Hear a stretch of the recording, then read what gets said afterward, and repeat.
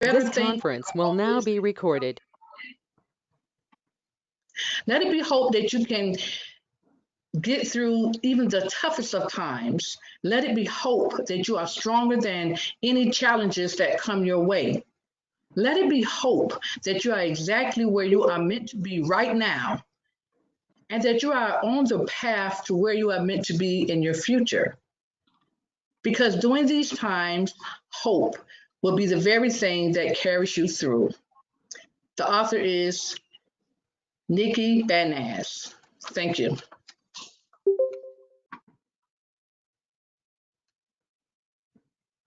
Thank you, Thanks, Tanya. Tandra. Thank you, You're Tandra. welcome. You're welcome. Okay, next item is approval of minutes. We have 3 meetings. Does anybody object to doing them as one group or? Chairman, I move that we accept all 3 meeting minutes for approval. And the only exception is, Chairman, if this is a time, I did send Beverly just some minor corrections on the minutes. So with those corrections being done, I'm okay with the minutes as well. Okay, Beverly will correct those before she sends them out for official publication. Right. I had 1 or 2 that I sent as well. Okay, do I have a second? I assume that was a second, Dr. Robinson. Thank you. Yes, sir. Any other questions? Not hearing any. All those in favor of approving the 3 sets of minutes, we'll have to do a roll call. Okay, Chairman O'Halloran, Yes. Mr. Jones, Stand there. I'm with it. That's fine. Cody, Yes. Mr. Anderson, Yes. okay, Mr. Leggett, Yes. Mr. Lakakis, Dr. Robinson,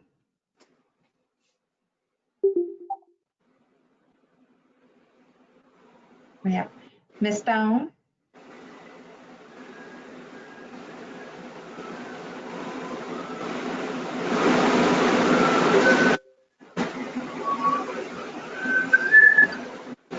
Ms. Stone,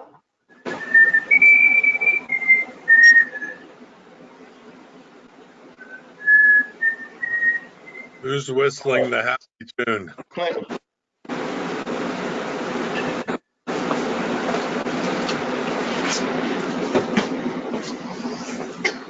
Did Beverly. you get to everybody, Beverly? Ms. Stone. Ms. Stone, you may be on self-mute.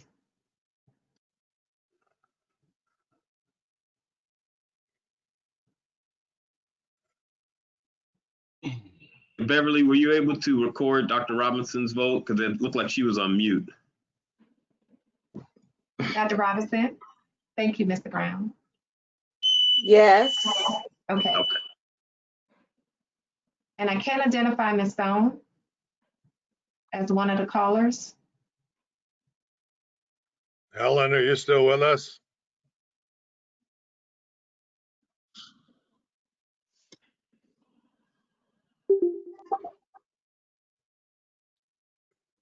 Beverly, what do you have as a count for now? 5. And then I'm going to take that as an acceptance of the minutes because that's the majority. And I don't know where Dr. or Helen is, so we can't counter vote at this point.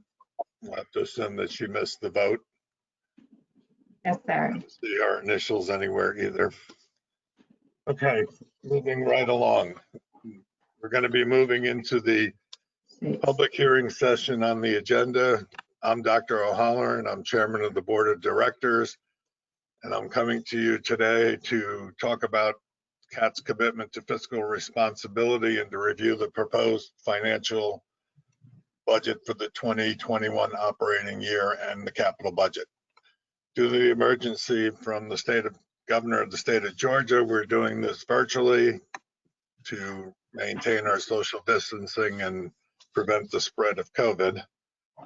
The CAT board is going to make the final decision on the budget, and it will be submitted to the county on the end of June for final approval.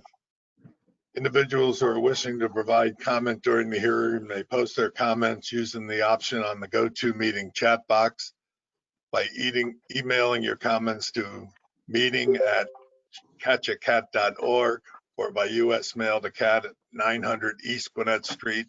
Attention to the Board of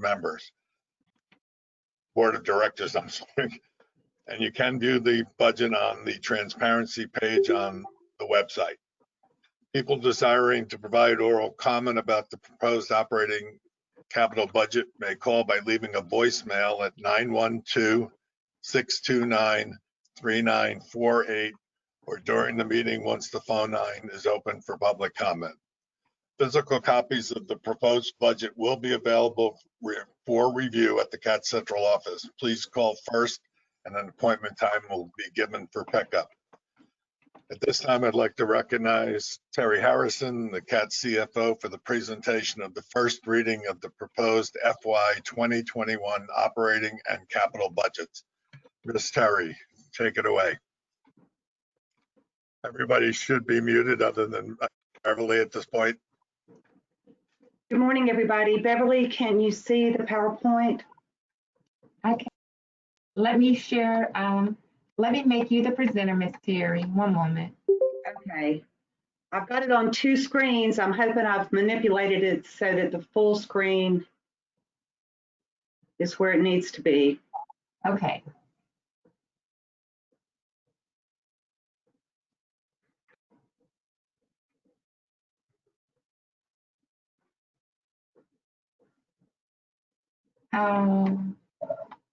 Okay. How about that, Miss Terry? We can see your screen now. Okay, I've got one. Yep, it's not the full screen. Let me see if I can get rid of the notes.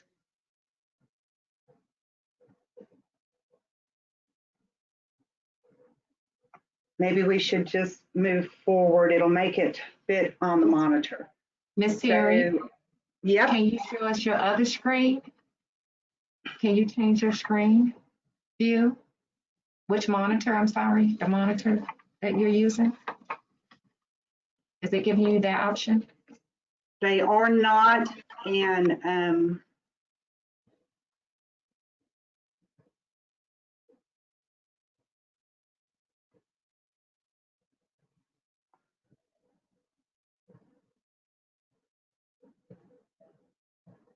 let me go back and see if I can remove the notes. Okay.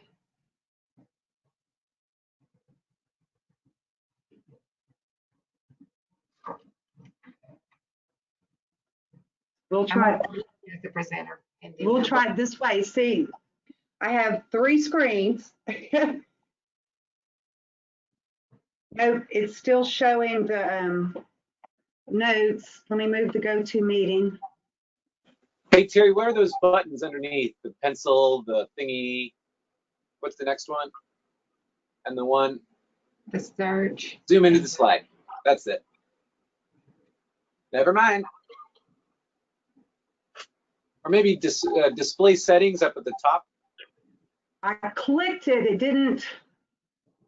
Maybe if I hit duplicate, it'll go on both of my screens. Try that. Or I think I'm gonna try the first one if you don't mind. I think try that one. How's that? Did that go with it? Beautiful. All right, Beautiful. so sorry for the delay. So today we are presenting the first reading of our proposed fiscal year 2021 budget. Staff and the board have been working on this budget submission and preliminary draft since really January. The revised budget calendar was developed because of the delay we had as we continued with our emergency response to COVID. We basically shifted our targets down 1 month. So this is the first reading and public meeting. It says April, sorry for the error, but we are doing that today, May 26th. We'll hold 2 more public meetings in the afternoon and the evening of June 10th and we are planning a second reading, an additional public meeting, and approval of the FY 2021 budget during our June 23rd board meeting. The Chatham County Board will set our millage and with that approve our budget on June 28th, 2020. The FY 2021 internal budget development system has many steps. Our managers and directors submit their budget request. They did this toward the end of February. With discussion with their chief, they submitted these to the CEO, who reviewed the initial submissions and then drafted the proposed budget. The budget was balanced as of May 9th. It incorporated FY 2021 strategic initiatives, and it presents a balanced budget with revenues equal to expenditures. The assumptions included no millage increase. The millage remains at 1.15, a tax digest growth of 3%. Over the last couple of days, I received an email from the Director of Finance at the county. The news on the digest is good. We estimated the growth at 3%, but it is coming in at 5.96%. So over the next 30 days, as we incorporate input from board review and public input, we will make the adjustment to increase our tax revenue by that 2.9%. It equates to somewhere on the either side of $300,000 that we'll be able to add to the revenues, and then of course plan or allocate those expenditures. We're keeping our service levels constant at 181,500 hours. This includes our core fixed route and also the agency service we run for the City of Savannah, SSU, and the senior circulator that's not fixed route but part of those hours. Our wage increases are up to 3%. The union is by contract and the administrative is a merit. So it may come in at a different percentage than the 3, but we've budgeted at the max. We've included several inflation factors. We look at the cost price index and also our unique environment before we decide what factor is the best for each expenditure category. Once that is done, we ended up with an operating budget with revenues and expenditures at $27,427,829. Initially, when the department submitted their request, we had a deficit. So this year we applied an across-the-board cut of 10% to general administrative accounts and a 5% cut to materials and supplies. This allowed us to balance the budget. Our revenue streams did not cover all of the submitted expenditure requests, so these cuts were necessary to balance the budget. We have included the strategic initiatives from board feedback and our strategic plan, the possibility of engaging on some level for a system redesign, an additional county-wide alternative, and the completion of a comprehensive TDP.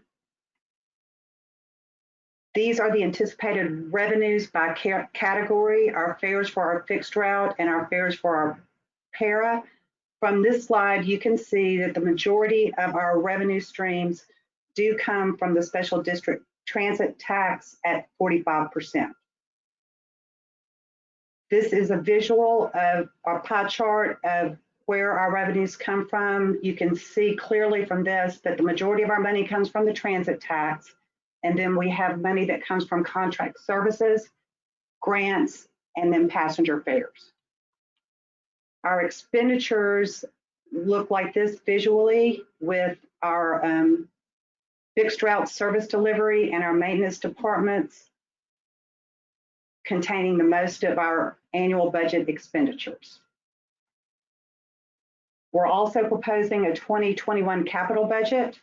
Our capital funding assistance comes from varying grant programs to include the state, FTA, and FHWA.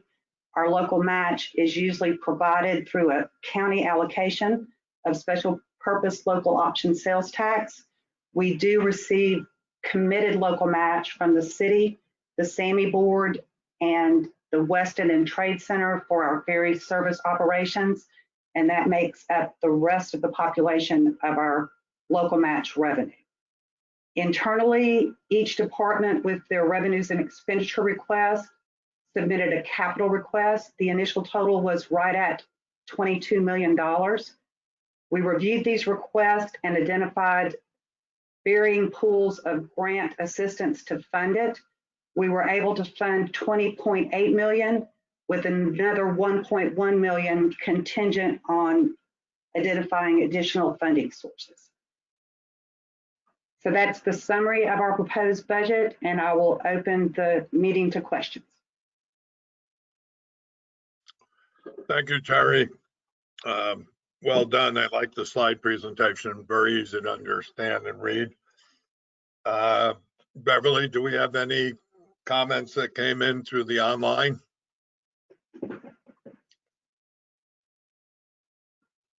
No, sir, not at the time. We do not.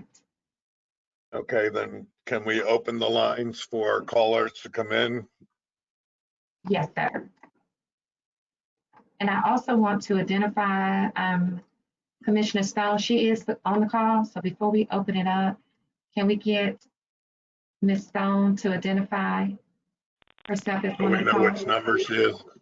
Ms. Stone? Yes, Okay. yes. Yeah, Can Beverly anyone just hear me? needed to figure out which caller you are. We can hear you. I'm still trying to identify you. Say something again, Ms. Stone. Okay, I do have a question about the budget. Well, this is Okay. public comment. We're going to take those first and then we'll go to the board members. Oh, I thought you said, were there any comments from the board? Because I do have one. Yeah, we're going to do the public session first and then board members can ask if there's I don't know if there are any questions from the public. And I've been able to identify her, so we can move on to the public. Thank you, Chairman. Okay. Is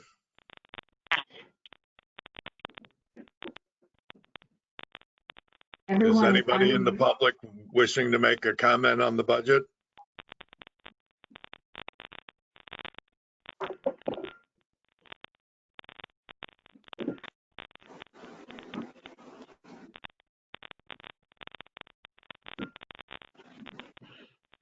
Any comment from the public?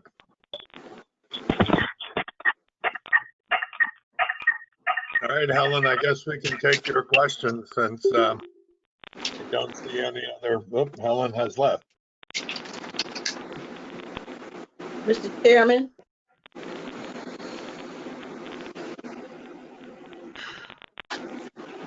I don't know who I heard. that was Dr. Robinson.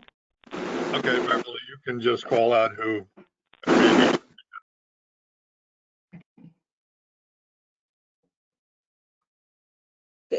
Dr. Halloran, can you hear me? Yes, ma'am. But my question is, between now and July 10th, will we have another board budget workshop?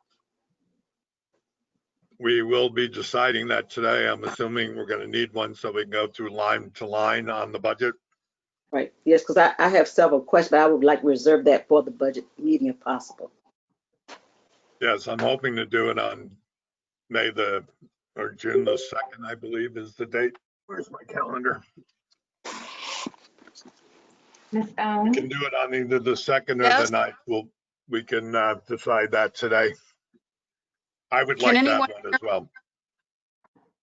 Can you Yes, all we hear can. me? We can hear you, Helen. Go ahead. Okay. My concern is You're cutting out the.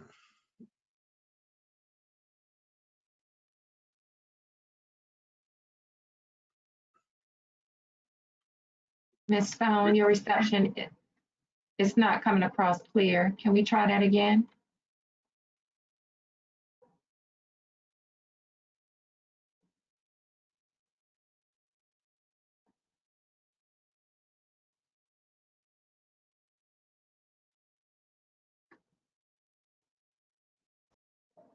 I'm not getting anything. Ms. Beverly, you think she can use the chat box? No, ma'am, not from her device that she's using. I'm going to try to give her a call and see if we can get her comments over the phone. Let's see. In the meantime, are there any other comments?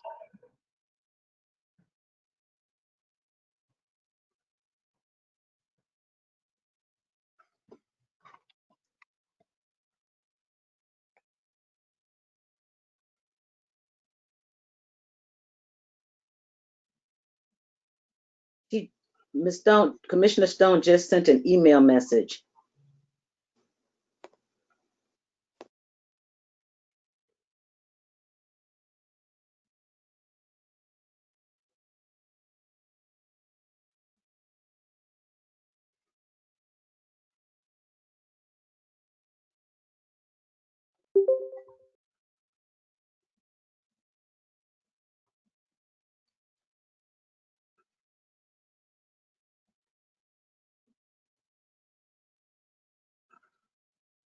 Chairman, we have Commissioner Stone on the line. Okay, can you all hear me? For the moment, yes. Okay, my question is on the budget regarding the fuel cost. Fuel cost, you showed an increase for fuel, but fuel is at an all-time low. So I'm a little bit confused as to that. Terry, can you? I can. When we developed the budget, we looked at the cost price index and used that mathematical factor to project fuel.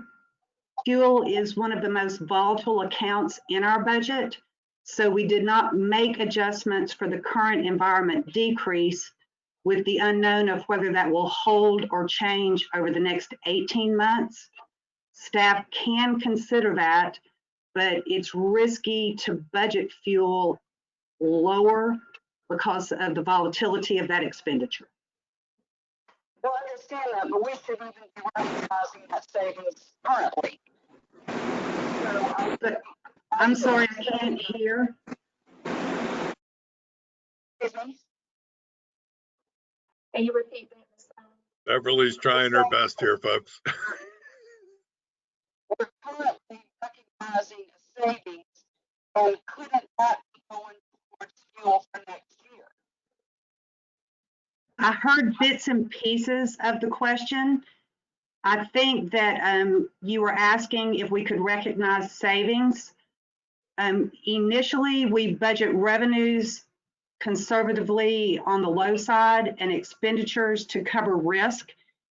If the lower fuel cost that we're experiencing now extends into the first 2 quarters of our fiscal year next year, we can surely incorporate that change with a normal course of business amendment. But what about the savings we're recognizing currently? The current year savings will affect our financial bottom line in FY20, and there's no rollover capabilities. That money does end up in our fund balance, so a healthier bottom line does help our financial position, but there's no rollover of unexpended funds year to year. Okay. So the cost savings we're experiencing now because of historically low fuel will increase our bottom line for this fiscal year at June 30. All right, I just want to make sure that that savings was recognized. Yes, you'll see it in the month-to-date and year-to-date figures for April, May, and June, and any cost savings there will bolster our bottom line financial reporting ending position. Ms. Harrison, this is Dr. Robinson. When you say there's no rollover, do you mean that the fuel monies, even if it's a savings will stay in that fuel account when you said there's no rollover? No, ma'am. At the end of a fiscal year, you close your books. Right. And any resulting revenue over expenditures is transferred to the balance sheet to a fund balance. So that's what I mean by you don't roll it over. It's not available for next year's expenditures. We match our annual revenue streams to our expenditures, and when we end up better than budget, it increases our fund balance on our balance sheet. Well, I'll wait for the budget workshop. And just as a note, Terry, I think we discussed having quarterly budget reviews going forward this year because of economic chaos, the CARES Act, and how our revenue is going to be affected. Yes, sir. There's so many unknowns right now. We don't know to what extent our ridership base will come back to us. We don't know how long it will take to normalize. And part of what we do is provide the service to the community that demand supports. With these unknowns, we're moving forward with the current developed budget with an eye on closely reassessing it each quarter and amending the budget as necessary when some of these unknowns become known. Okay, so we'll look, and I know you guys are watching it every day, basically, like I watch gas prices. As long as you keep us informed, we appreciate it. I know most of us are pretty cognizant of what's going on out there, so I do have one request. Actually, is Jay still there? I've got the mini screen now. Can we take down the operating budget, Beverly? Presentation for now. Ms. Terry, If you could close me as presenter, that will let me pull up my support documents without confusing the meeting. Okay. No, we're fine. It's good that we can see it. Not hearing any other public comment, or we haven't received any commentary. The public does have 30 days to email us their concerns so we can review it. Sorry, I just dusted off my screen. Is my screen that dirty? Is that why I look like I'm sitting in a cloud?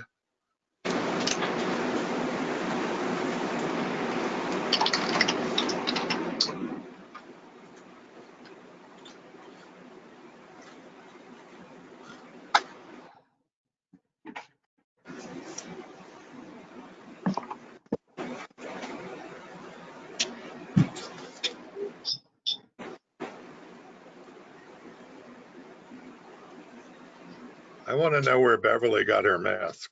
I've got a question, if this is question time, Mr. Chair. Go ahead, Clinton. So first, I just want to make sure, so we will be having a budget workshop on June 2nd to dive further into this? I'm looking to get a response from Jay if we can use his budget committee as that workshop. I like that idea. Because if we do, I think that would be nice, given I think our extended agenda today and what we're working on. But I do have a couple of points or questions I'd like to share before that meeting, which these aren't really detailed. They're more just sort of things to consider. Yeah, I would email those to Terry and let her add that into her presentation and for that meeting. You can email it to all the board members too. I mean, that would be, as long as we all have it. Great, I'll do that. I'm still waiting. Is Jay Jones, are you out there? Vice Chairman? What you got for me, brother? Yeah, would you mind if we use your budget committee meeting next week to do a line item look at the budget? I have no problem with that. All right, I just wanted to get your okay. I didn't want to just force it on you. Thank you, sir. Yes, sir. All right, so we'll be doing the budget workshop at 10:30. I believe that meeting starts next Tuesday. So we can all mark our calendars. All right, not hearing any other public questions, I am going to move on, close the public hearing part of this meeting, and we're going to move ahead to the presentation of the employee group health insurance benefits from Sterling Seacrest. I'm not sure who is here from them to give that presentation, but we welcome you if you're here. Okay, Chairman, we do have Ms. Tondra Scott who can introduce Ms. Stoll and the rest of the Seacrest, Sterling Seacrest. Ms. Terry, I need for you to, okay, there we go. Got it. 1 second. I think we're going to have another screen to put up.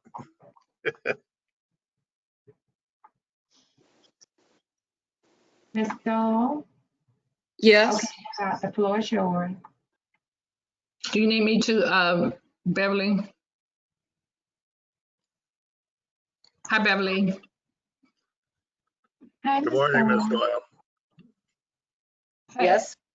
Okay. Hi, this is Tondra. I am requesting the board approval for the Chatham Area Transit Employee Group Insurance coverage for medical, health, and reimbursement arrangement, also for our dental and vision and life insurance. I have our broker.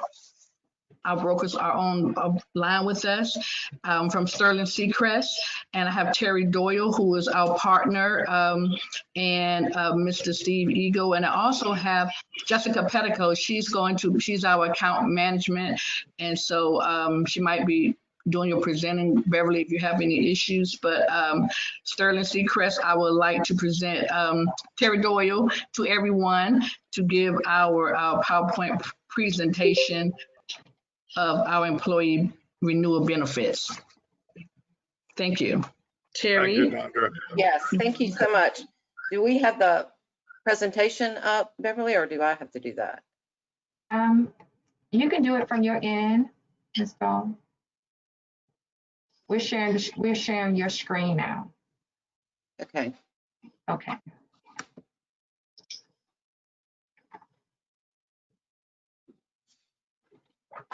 Okay. Terry, let me know if you want me to pull it up. Yeah, would you pull it up? Yeah, I was going to. Okay. Jessica? Was that Jessica? Yes, ma'am. Okay. We're going to share your screen, Miss Jessica? Yes, ma'am. That'd be great. Okay. Thank you, Jessica. You're welcome. Terry, you know she's always there when we need her. I know. Always. All right, Jessica is pulling up the screen, but just to introduce myself, I'm Terry Doyle with Sterling Seacrest Partners.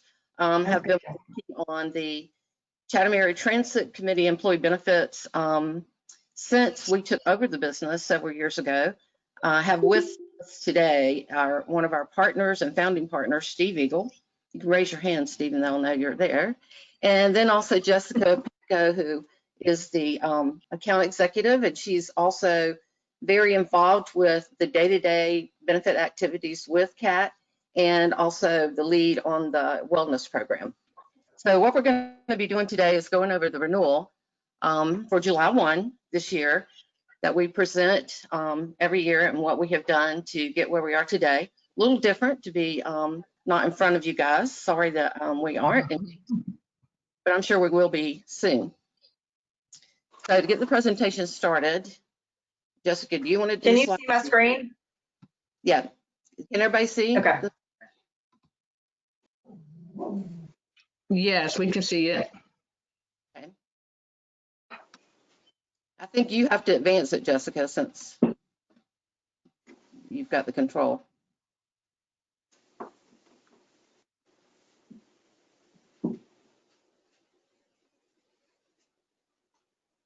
You have it, Jessica?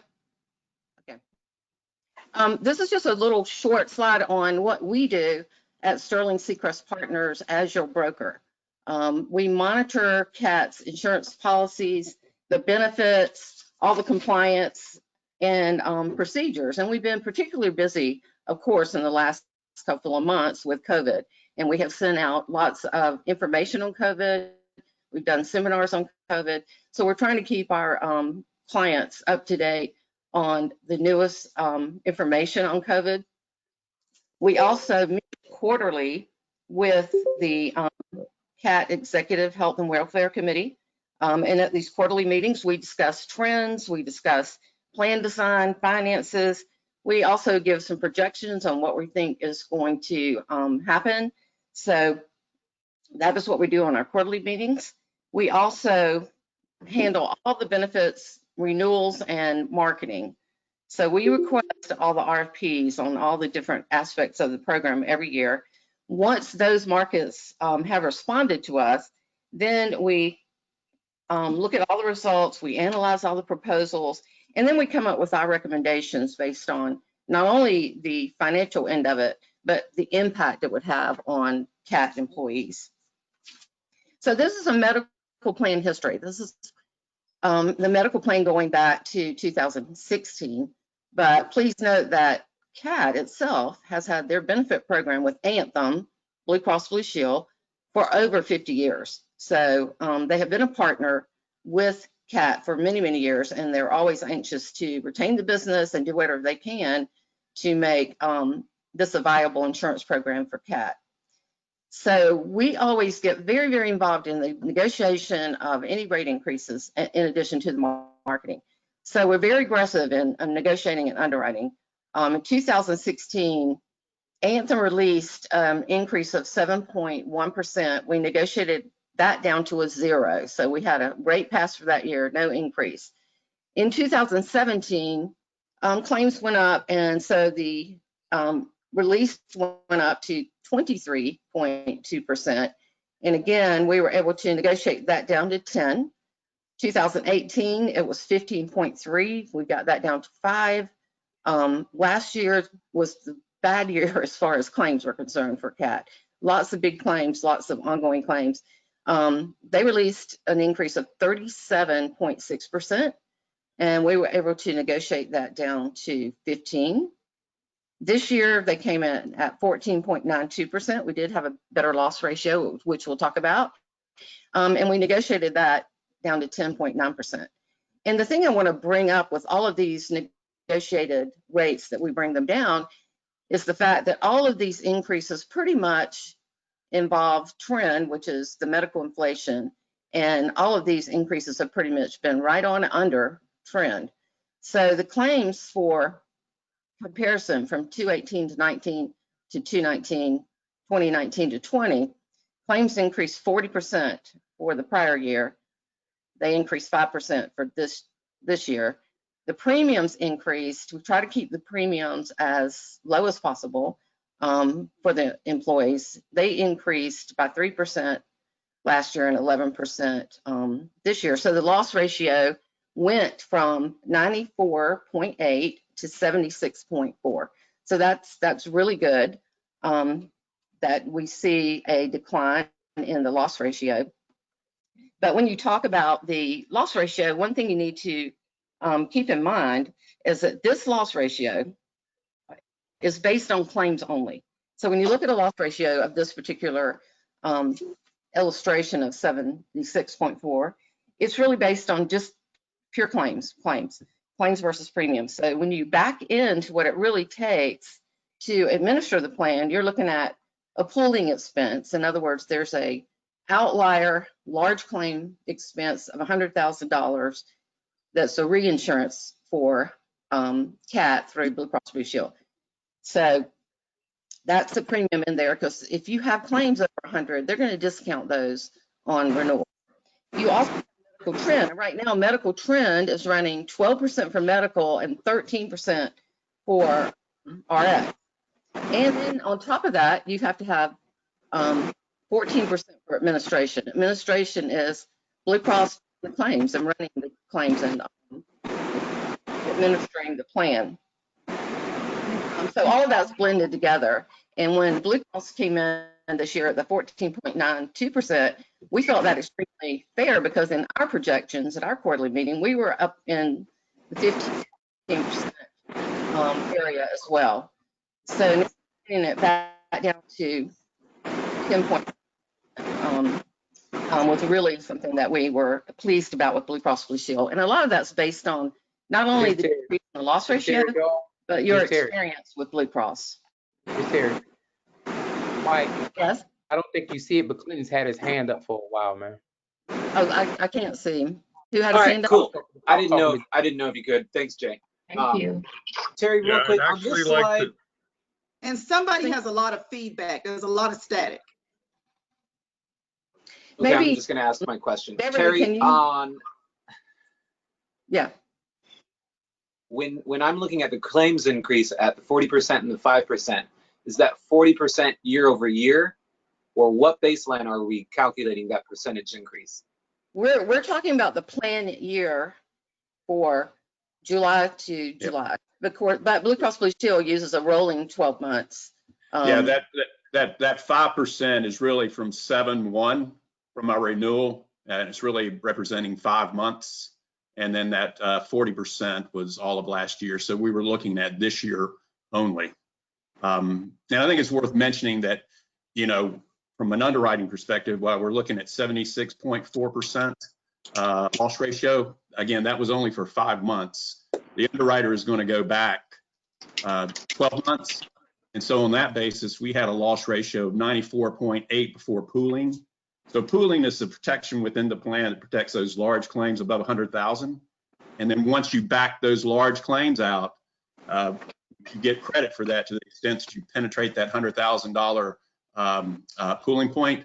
Your loss ratio became 83.9%. So the 83.9% was really the starting point from an underwriting standpoint. Sorry, Terry, I just wanted to. No, that's fine. I got it. Makes sense. Yeah. It may be helpful if you tell me which numbers should go up and which numbers should go down. Well, because the loss ratio, is that in our favor? You know? Yeah, Yes. so if you think about a loss ratio, if you're looking at 76.4 there, you see that?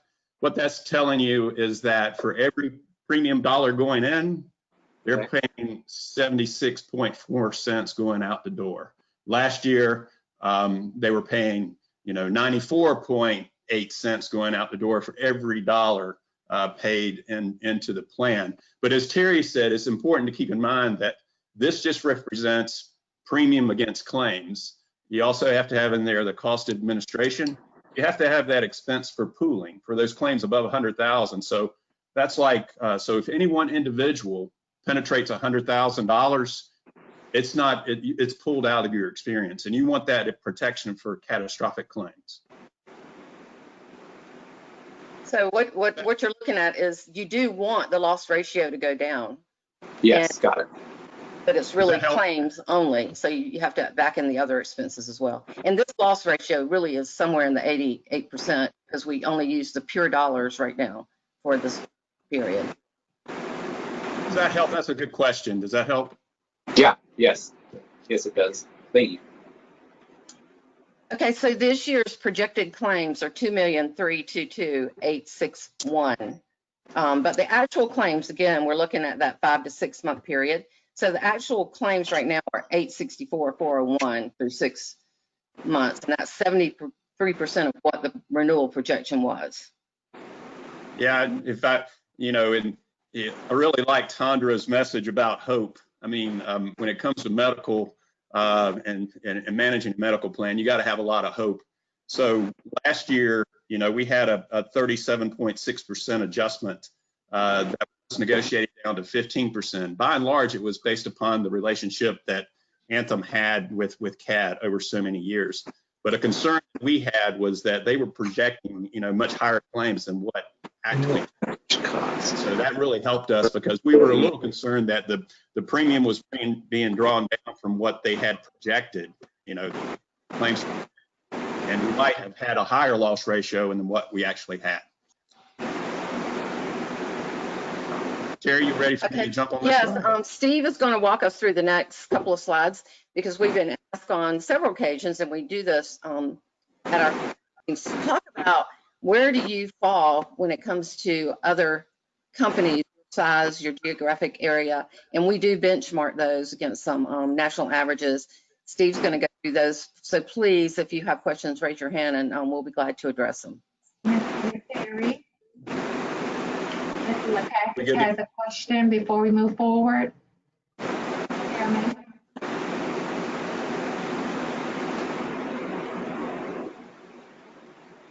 Go ahead, Mr. Lakakis. Okay. Okay. Yes, sir. How many other companies did our present insurance people, how many did they check to make comparison with the cost?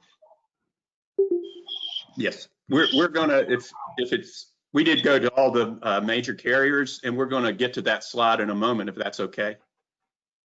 Okay. Okay, thank you. Very good question. Thank you.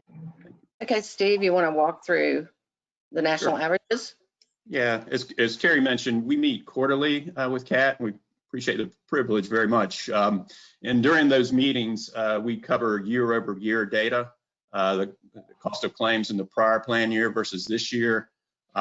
We go into clinical detail, and then we also once a year look at what the renewal might look like. And along with that, as Terry mentioned, is we do benchmark against norms every year. So I would view this slide as somewhat of a report card. And if you look at the, the top row there, what you're looking at there is the average cost per year per employee. So what is the average cost of the plan for each employee? And, as you can see, back in 2016, it was $11,205, $11,764, $12,009, and then this year, $12,900. That's the average cost per year per employee. And if you look at it, bounce it off the next line down against the Kaiser norm, you can see that your top line has run very, very well. I mean, under benchmark. We manage a lot of self-funded plans as well, and we have a lot of self-funded clients that would be turning backflips over these results. So you can see the percentage of the norm is below benchmark. That's the Kaiser norm. We also pull in the Mercer norm, which is a more national average. And you can see how you compare to that norm as well. Not drastically different from the Kaiser norm. The Kaiser norm takes into account a weighted average of single and family units. And then after that, we also look as, okay, we know what the total cost of the plan was. What does the expense to CAT look like after you back out the employee contribution? So what they pay towards the plan. So on a per employee per year basis, you can see that third green line going across the page. This year, you can see that bottom line, you're a bit above the benchmark. And the reason for that is, as with most public entities, I think that benefits are a big part of compensation. And your adjustment to what the employees pay into the plan did not go up as fast as the cost of premium on average. I do suspect that once we get updated normative data in August, September, that you will likely be closer to benchmark on a net cost basis. And also, Steve, you might want to point out there's a slight change in demographics too, between single and family, always affect that. Yeah, you had a slight drop in the percentage of dependents taking family coverage, and that also impacts that value. But overall, I think it's a good report card here. So any questions on this slide? If not, we can move to the next one.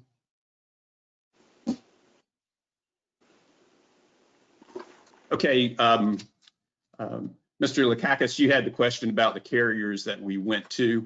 So we went to, unlike it was, 15 or so years ago, there's really only 4 major carriers in the fully insured market, and we went to all of them. Cigna, Aetna, and United Healthcare were not competitive with the renewal. Humana came in at 9.13%. So we were able to use some pressure from Humana and getting the rates down. But by and large, we were able to have conversation with the underwriter on what your loss ratio had been since July 1st. We saw an improvement there. While they want to look back, a full 12 months, we were more focused on the more current. We were still contending with some, claims as well.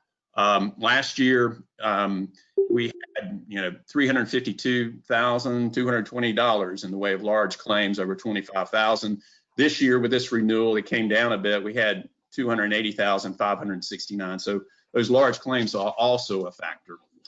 But in looking at the Humana quote there, you can see while it is just slightly lower under the 10.1% renewal we had, you know,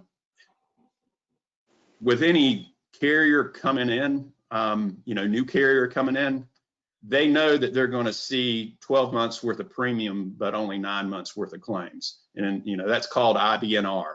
So what happens is if you were to move from Anthem, any new carrier coming in knows that Anthem is going to be paying those runoff claims. So, you know, and then what happens in that first year with any new carrier is they're coming out of the gate, and the next year they know they're going to be seeing 12 months worth of claims and 12 months worth of premium, and it's called reserve. They're going to be baking in that what you call IBNR into the premium. So there just wasn't a great enough difference between the Humana quote at 9.13% and the renewal that we were able to negotiate down with Blue Cross to really consider that change. And we just, you know, discussed that in length with the and we have that on the next slide too. Yeah.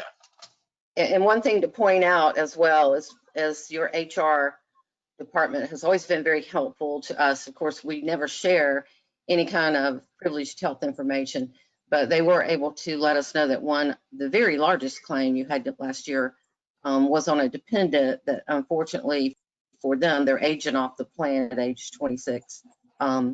So that we were able to go also back to Blue Cross saying this large claim will not be a factor going forward because they will be aging out in the next couple of months. So what Steve referenced a while ago is that we did get that down to the 10.9, and a lot of that was based on history and competition. And then Humana, that was the only competitive quote that we had. And Anthem was at 10.9, they were at 9.13. So it was a 1.7% savings. However, like Steve talked about, Anthem has been with you for so long, you have a mature count with them. So the IBNR, which is incurred but not reported claims, they have a reserve already built up because they know if you ever leave them, they're going to have to pay the run out. And the run out typically is about 2.5 months of paid claims. So if CAP moved from Anthem, they would pay the run out. Humana would get the advantage of that 2.5 months of not paying claims. I mean, they would pay claims, but not the majority of the claims because they're in the run out period.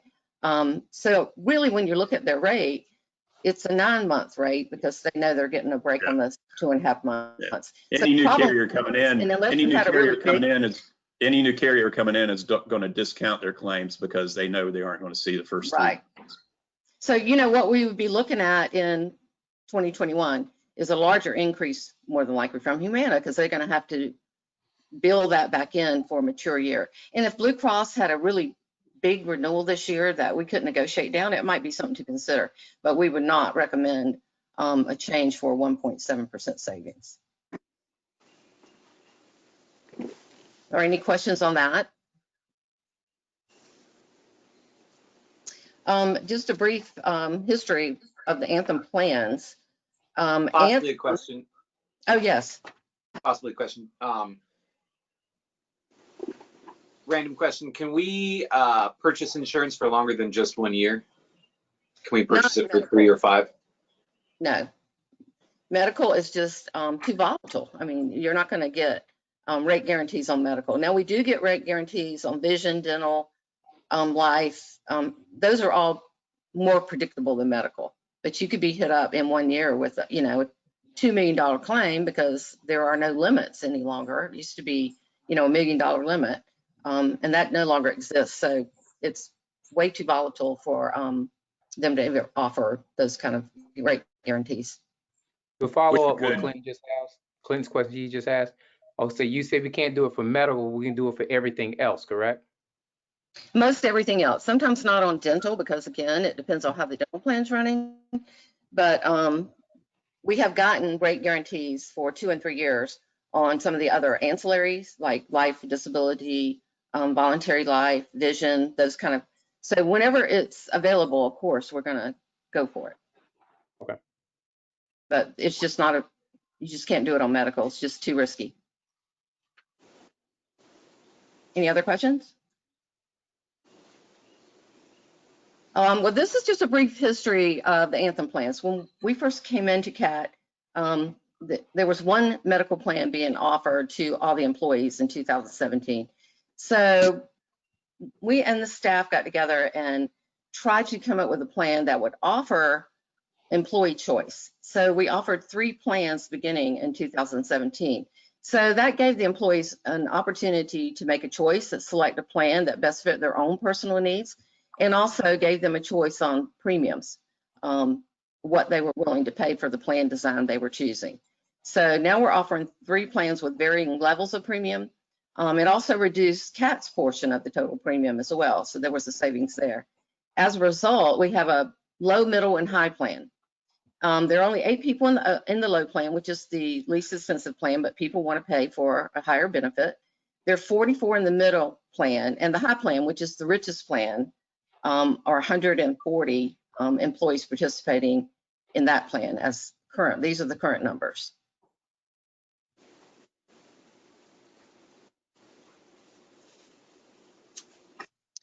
This is just a brief description of what those plans are.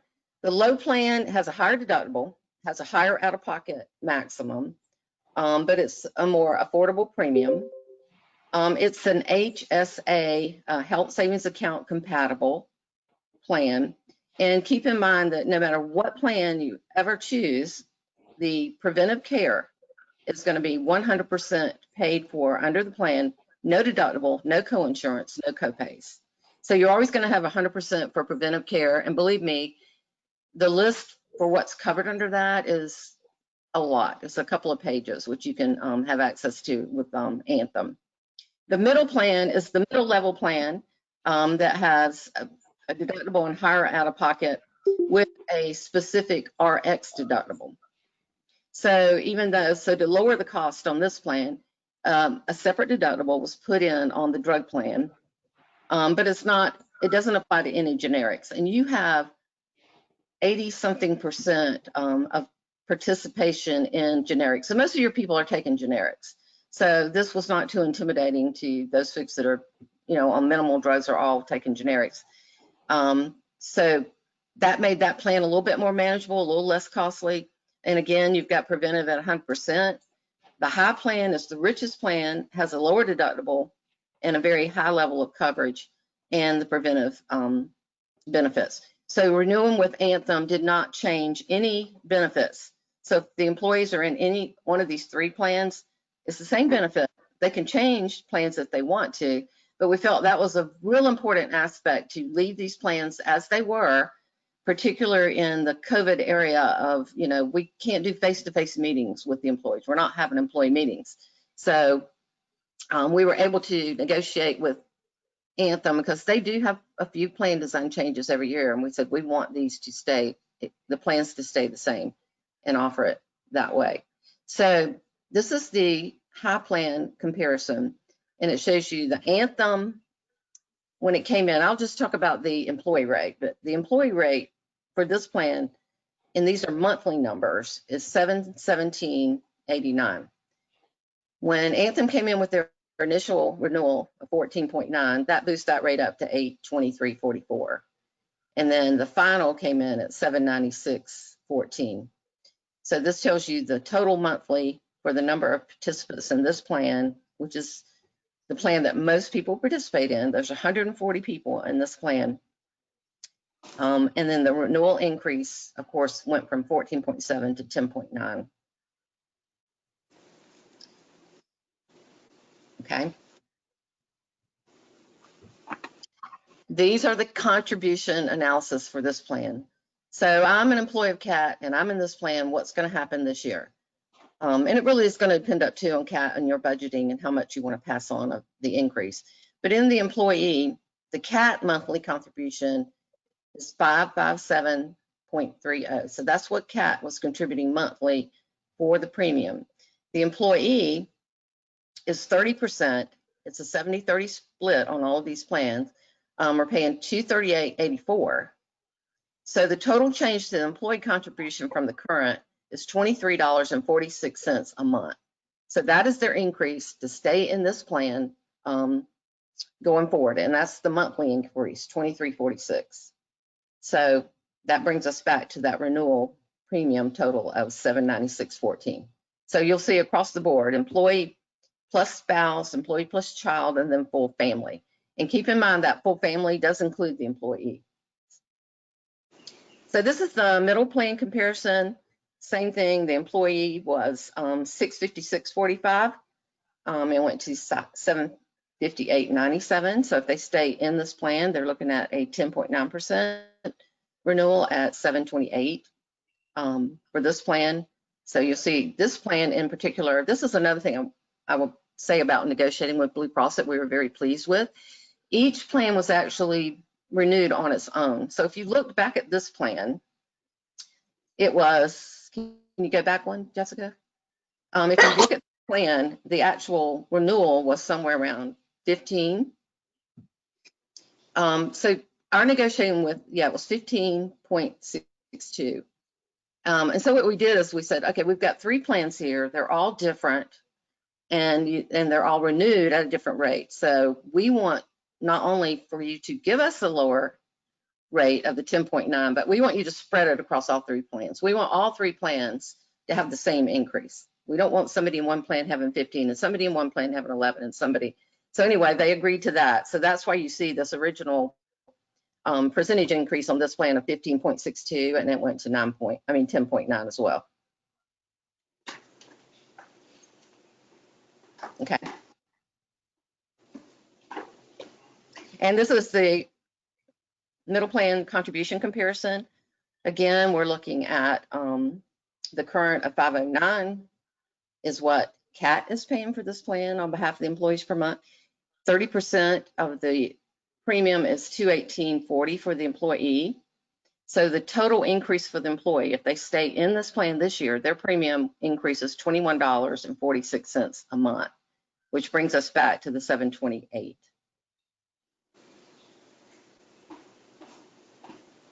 And the last plan, low plan, this is the least expensive plan for CAT, and the employee is $511. That's what it is currently. The original renewal went to $587.51, and the final renewal is at $567.64. And this is another plan. If you look down at the bottom, the renewal increase was 14.78. And we got them to go to the 10.9. So we wanted it to be even across the board, and everybody was looking at the same amount of increase. And the monthly contributions on this plan, CAT pays $397.35 a month for this plan for employees. Employees pay $170.29. So their increase for the monthly cost is $16.73 a month to stay in this plan, and it's the total premium goes back to the total premium of $567. Again, all the premiums, CAT splits on a 70-30 basis. So CAT pays 70% of the premium and the employees pay 30. Okay. CAT also does a very, very good benefit for the CAT employees. It's a health reimbursement arrangement. It's an HRA. Some of you are probably familiar with an HRA. But it's an account designed to offer qualified out-of-pocket medical expenses that are not covered by another insurance. So what this HRA does for CAT employees, it reduces the employee's last $1,000 of their deductible. So for instance, I'm in the middle plan. My deductible is reduced to $1,500 because the deductible in that plan is $2,500. But I'm going to pay the first $1,500 of that deductible, and CAT's going to reimburse me out of the HRA for the next $1,000. So if I get to that point, I can be reimbursed over and above that. So my deductible, in essence, is $1,500. With the high plan, that's a $2,000 deductible, and the same applies there. At the next $1,000, if I reach that $1,000 in deductible, I can claim the next $1,000 under the HRA arrangement. The low plan does not have this because the low plan is what we call a health savings account qualified plan. So if you're in that plan, you're not eligible for an HRA. And the reason for that is health savings account gives you a break on the premiums. So you can't you can't really do both. You can't really double dip. So if you're you take advantage of a health savings account where you can put money into your own health savings account, you can't also participate and get it reimbursed from an HRA. And I just like to say the average deductible, these days is right around $2,000. And so with this HRA, you see the offset there. I mean, CAT has a very competitive plan, and you're, doing better than benchmark on norms. And we have an administrator who does this plan other than Anthem. Admin America administers the HRA. So they also do they administer the HRA, the FSA, flexible spending, dependent care accounts. So they administer all of those because you also have a flexible spending account for $4 per employee per month. That's what they charged from the beginning. I don't think they've ever had a rate increase.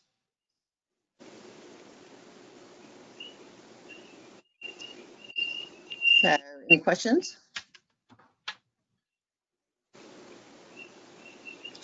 The Anthem dental plan. The Anthem dental plan offered CAT a 1% decrease to the medical premium when we moved the dental plan from MetLife to Anthem.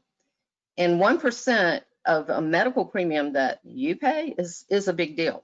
So Anthem came in, were able to give us the same kind of benefits or better than what you already had with Met at a very low premium.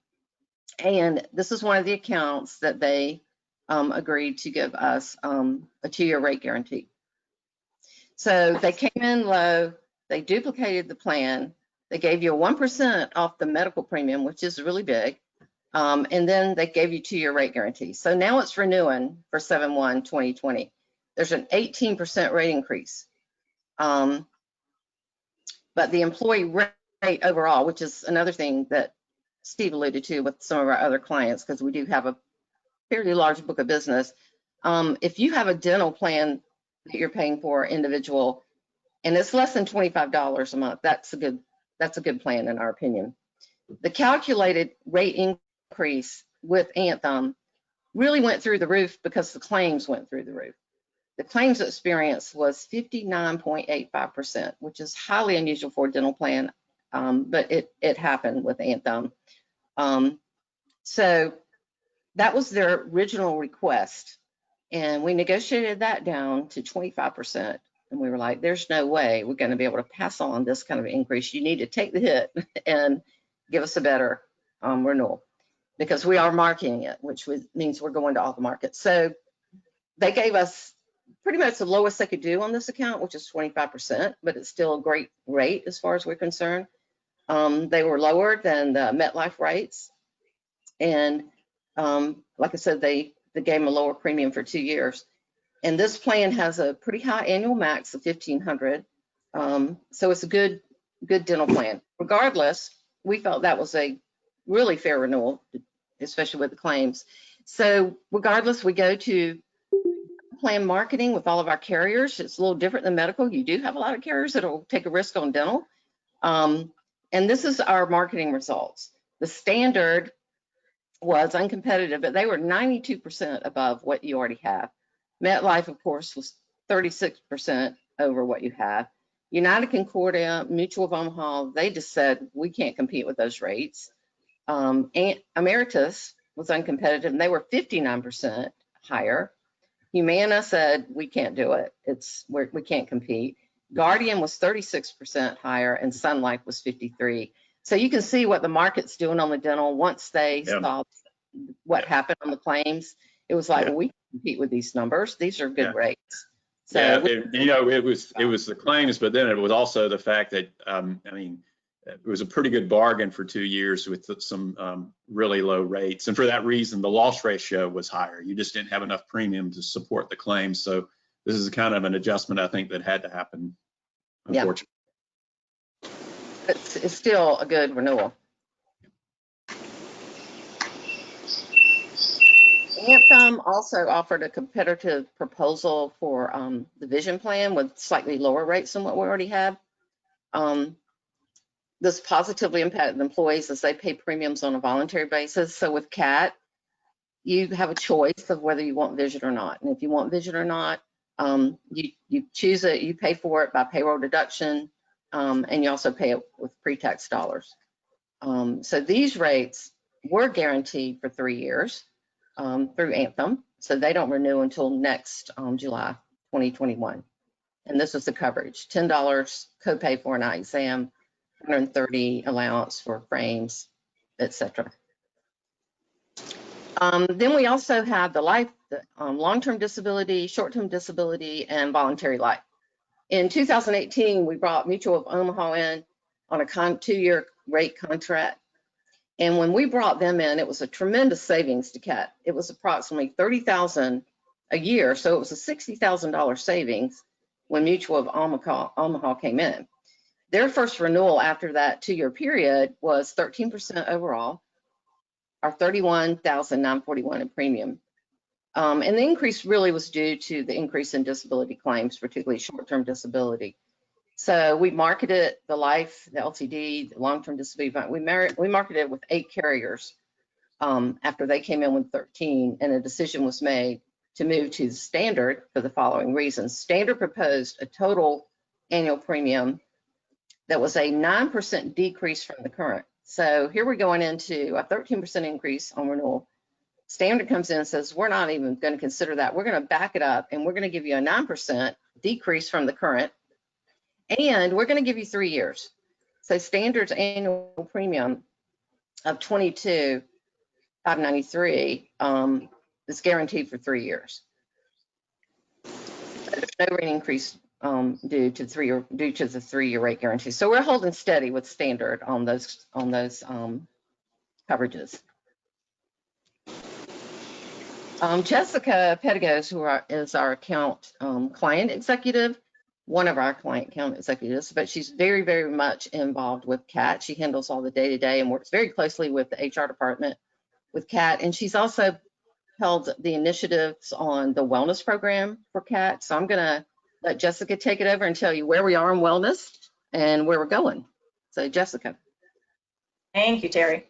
And certainly feel free to stop me along the way. And I'm really hoping my mailman does not arrive during this. Otherwise, you will certainly know it. So we initiated a 3-year kind of phased approach to wellness, just like a lot of insurance and kind of personal wellness. It's hard, you can't get everyone engaged necessarily right off the bat. So in order for it to be successful, it certainly is better to have this phased approach. We initiated phase 1 in 2017, and then because there was a lack of engagement, we kind of reintroduced it again the following year. And that included having free biometric screenings and flu shots and health checks that was made available to all CAT employees at no cost to them.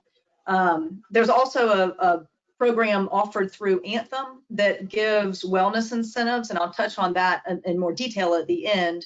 But really the goal was to create kind of a culture of wellness and health throughout CAT at the executive level, drivers, everyone that's an employee of CAT. So then phase 2, we're kind of in the process of phase 2. And that a lot had to do with more communication. The HR department has been amazing during this phase 2 and really pushing out not only communication, but encouraging people to become more engaged in the program. So once again, that had some screenings and flu shots available. And I realized this morning I have a typo there. Those are going to be scheduled for the last quarter of 2020. In this COVID world, I apparently lost track of what year it is. But thanks to CAT's executive team, they are looking to do the mobile mammography, maybe adding a PSA testing for the men. In one of our last meetings, there was discussion of sitting exercises for drivers and men's health, having nurses come in who speak directly to the male population. So really kind of we had some good feedback on not only kind of the current engagement, but where we can go from here to increase engagement, more so to increase the wellness of the employees so that not only are they healthier, but they can keep the costs down of their medical plan, therefore limiting the premium that they're having to pay year to year. Phase 3 will increase those wellness incentives, and there's going to be discussion about whether you can do some requirements that would then reduce your premium as an employee, which is obviously very attractive to a lot of employees. And that would include maybe having to do those, a wellness biometric screening and talking to a health coach if you're high risk, that sort of thing. That really is just there to make the employee aware of their health situation, whether it's good or bad. And if it's bad, then to learn more about it and how they can prevent catastrophic things later by dealing with their current health situation at this time. So that's kind of in discussion about whether that would be something CAT would want to do to incentivize based on the premiums or other ways with other incentives. Anthem already offers an engagement award, and this has been a real big boost. So as you can see, I hope it's already flipped. There's a health assessment online where you go and you talk about how many vegetables you eat a day, how much sleep and exercise you get, that sort of thing. And if you complete that online assessment, Anthem will send you a Visa gift card for $50. And then if you go online and complete the tobacco-free certification saying that you do not use tobacco, they reload that card with another $50. And then if you get an annual physical, a preventive, plus a flu shot, they give you $100. So this came through kind of in that phase 2 where Anthem really simplified this program, which was great. So and that is all from Anthem, so it's not anything that CAT is having to fund. So they are, right now there are 28 employees who have received a total of $2,650 from Anthem just by completing those steps. And that engagement and increase is really due to the great support from the CAT HR department. And they have been pushing that. And what a great benefit for the employees to do a few small steps and you can earn $200 back, which really would obviously offset those monthly premiums that you're having to pay for your medical insurance. So with that said, I'm going to turn it back over to Terry unless there's any questions about the wellness program and planning that's currently going on. Yeah, Jessica, a quick question. Do you know what percentage that is of our covered employees? Seems like about 20. Yes, participating in this. Roughly, yes. Okay, because I know we started at about 5. So Yes, kudos to right. the increase. That's pretty much of a big deal. 100% would be wonderful, but realistically, I don't think anybody ever gets to that. So you do not. HR, a lot of people feel, that their health and wellness is their business, and they don't want anyone helping them. But like I said, Satania Brisbane especially has been doing a lot of communication and really encouraging people to use that benefit, which is wonderful. Yes, and like I said, the numbers are up, so that's good. The numbers are up, which is very, very encouraging to have the numbers go up. And I think it goes up primarily word of mouth, because when you have an employee says, look at this, I've got $100 on a Visa card. I don't have to choose a gift or a place. I've got a Visa card. I can use it anywhere I want to. So once that word of mouth gets going, I think that that encourages a lot more people to participate. Because the question is, how do I do that? How can I get $100? So I think we keep going and HR keeps pushing it out. It'll just keep climbing, I hope. And Terry, this is Chandra. And what also happened was because they had the Visa card, it was a lot easier to do the $50, because last year they had it where you had to choose a Macy card or a store, and so it made it a little difficult and it was too cumbersome. But this year you get your $50 every time you answer the questions, and you already have your card and they load the card. That made it a lot easier. And once they saw that, it really increased. Yeah, it's a really good benefit. Yes, it is. Yeah, free money is always nice. Dr. Robinson, everyone, great job. Thank you. Thank you. Dr. Robinson, did you have a question? I do. My question is, how soon will the employees know about the new rate changes, and how do we communicate that to educate them on the different plans and assist them in making their choices? Okay, so Dr. Robinson, this is Tandra. I actually had my hope inspiration because all of these numbers are in the system right now. And if you guys approve this today, we're going to do open enroll. We're going to start open enrollment tomorrow. All the way up until June the 12th. So how would they know? We have everyone's personal email, and we send them out the rates. And we also are going to have our social distancing where we're going to sit 6 feet apart and let them come in doing schedules. And they can also participate online through their employee self-service. So everything is already done. And if you guys approve this today, then we're ready to go. Yeah, I just think it's a lot of information, and I want to make sure that employees have every ample opportunity to review it and make intelligent choices. Yes, ma'am. Well, like they said, a lot of this they already have. It's just the increase of the numbers, and so we have been telling them about it during the town hall meetings.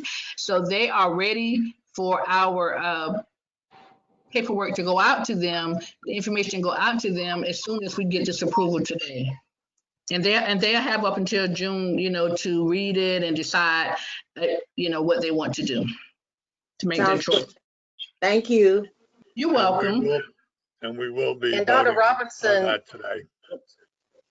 Dr. Robinson, I'd like to add too that we at Sterling Seacrest Partners are always available to participate in any of the visual meetings, town hall meetings or whatever, because normally we are out there on site having meetings with the employees. So this year might be a little bit different, but we'll still be accessible as they need us.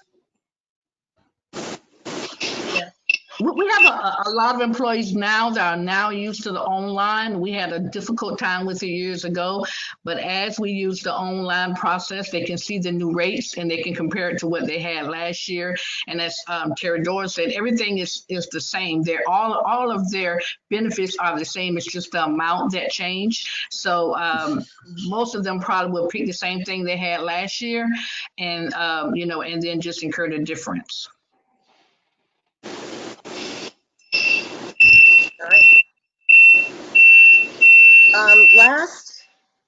Last, but I'd just like to say a couple of things about Sterling Seacrest Partners. I know we have some new board members that may not be familiar with our organization, but we are a privately held insurance brokerage, and we're actually the largest independent broker in the state of Georgia. We make decisions locally. We employ local people. We're pretty much dedicated to serving and committing to our community. We're always involved in many charitable and civic endeavors. And we also give our employer groups and our clients access to some other services that are no charge to them, that are extremely helpful in their day-to-day business and HR activities. We are Assurance members, which is an exclusive insurance agency consortium that we use on a constant basis to stay up to date on everything that's going on in our world. We have preferred broker status with a lot of these vendors and carriers that we work with. And then our clients have complimentary access to Think HR, which is a great resource. I know Tandra's used Think HR. Compliance dashboard, which keeps them up to date on what are the compliance issues legislatively. We have Benefit Comply, we have a Benny portal. So there are a lot of other activities, or not activities, but there are all other benefits that are part of our organization and just doing business with us. And I'd just like to say on behalf of our staff that we really appreciate the opportunity of continuing to work with Chatham Area Transit Authority. And we absolutely appreciate your continued confidence in us as your broker. We want to be your trusted partner, and we appreciate your business greatly. Yes, we do. Thank you, Terry, Steve, and Jessica. Great presentation. And I do know you have an office right here in Savannah, so yep, you're not hard to find if we need you. You know where to get us. And we appreciate you're doing these presentations every year because, as you said, we do have new board members, and this is a big part of our expense. So it's greatly appreciated the work you do to reduce those premiums, because it's an ever challenging problem to keep this under control. Anybody else have any questions for our partners here at Sterling Seacrest? Dr. O, I would like to say we're also going to incorporate HR, we're going to be incorporating COVID testing within our wellness program, temperature taking. We are working on now incorporating all of that into our wellness program. So we will have different testing for our employees that come in. Terrific. And I'm glad to see those numbers are up on the compliance with the health program. Yes, they will go up again. Yeah, keep mentioning money. That always works. This is Commissioner Any other Jones. questions on the insurance premiums? This is Commissioner Jones. I know it's a lot of information. This is Commissioner Jones. I can only see about 4 people. So if you have a question, Beverly, if you see them, let me know. We have Commissioner Jones. Yes, sir. Go ahead, Jay. Commissioner Jones. All right, are we voting on this today? Yes, that's one of the action items. Okay, my first question then is, how many full-time employees do we have in our organization? I think it was 192 from last year that were on the plans. Right. So how many employees do we currently have in our organization? Full-time? Tandra, you're muted. Tandra, you're muted. Okay, we have 298 employees. 295 of them are in full-time, and 140 of them is on them in plan. All right, so we have 192 total between the 3 plans. You're saying we have 290. What's the difference as far as those other 100 or so employees not being insured? Well, we have a lot of employees that may be on their spouse plan, and some of them are military, so they have other insurance, and we have the people that's coming in now. I got about 9 people that's going to sign up because they came in right during the COVID, so they will be coming in on this program as well. So with that being stated, Tandra, how many employees do we have that are not insured, period? That's what I'm trying to get to the root cause of. And I know you may not be able to provide that information. I mean, if they're on somebody's insurance, are we documenting the fact that they're on somebody else's insurance? Yeah, it acts because a lot of them are on the their spouse medical plan, but they're on our dental and vision plan because our dental and vision plan is less expensive. So that is why we don't have the whole entire employee service. And then some of them, I have some that's on Medicaid and Medicare. They just chose not to sign up. What I would like to see is exactly how many employees just on the medical side. I'm not concerned about the dental and the vision as much as the medical side. How many employees on our organization do not have insurance, whether they're on spouse insurance, whether they're on our insurance, or whatever dime they're on. I want to know how many employees we have that are actually insured, because that's very important. Even if it's Medicaid, Medicare. And I don't need to know the ins and outs of it because I don't want to get in the HIPAA rules or anything like that. But I just really know what our percentage of employees that are actually insured. And those few employees, I'm guessing, that aren't insured, we understand why they choose not to have insurance. And so having that understanding with an organization is very important to us. The employees do have the option to deny coverage. I don't think they have to give us a reason. I mean, I didn't ask for a reason, and I understand that they can deny coverage. I've been doing this for a long time, Mike. But what I really want to know is the employees and staffing at full time, how many people do not have insurance? Because it's an anomaly for a person to be full time, but we offer insurance and they don't take advantage of it. For example, my wife is not on my insurance. She has her own insurance, but my son is on my insurance. So I understand the whole gambit of some people be on their spouse insurance, some may not be on their spouse insurance. I understand that, but what I'm trying to gather is full-time employees within our organization. How many of them are uninsured?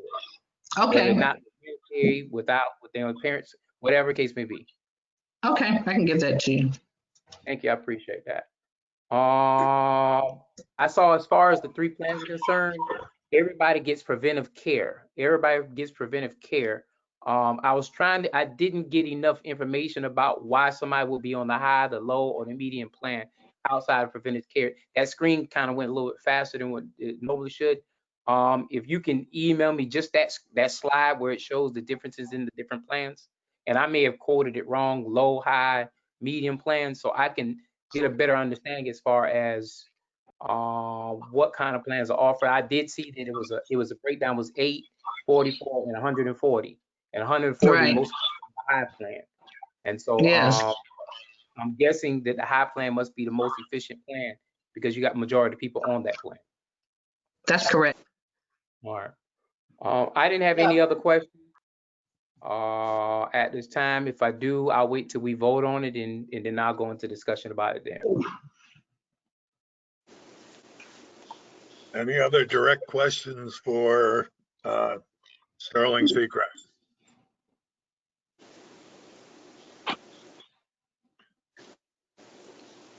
All right, hearing no other questions, let's move on to the action item. Mr. Brown? Thank you, Mr. Chairman. And thank you, Terry, Steve, and Jessica from Sterling Seacrest. Good presentation. Thank you very much. And Tandra as well, and your group. All right, the issue, moving right into request board approval for Chatham Area Transit employee group insurance coverage for medical, health, reimbursement, arrangement, dental, vision, basic and voluntary life, short-term and long-term disability effective July 1, 2020 through June 30th, 2021. Let's see, we just went through the presentation, so I'm not going to go into a lot of the facts and findings because we just went over most of that on the presentation. Let's see. I will say that Sterling Seacrest combined data and submitted RFPs to all available fully insured carriers, Cigna, Aetna, Humana, United Healthcare, as you just saw. In addition, RFPs were submitted to appropriate carriers for life, long-term disability, short-term disability, and voluntary life currently offered through Mutual of Omaha. As you just heard on the presentation, CAP provides 70% of the employee, and the employee pays 30% towards the cost of medical insurance premium, 70% of the employee only dental premium, 100% of employee basic life and accidental death and dismemberment, short-term disability, and long-term disability insurance premium. So again, you just held the presentation, so I'm not going to go through all of the information that is in your board packet, other to say that staff recommends the board approve the recommended employee group insurance plan renewals. Do I have a motion on the renewal?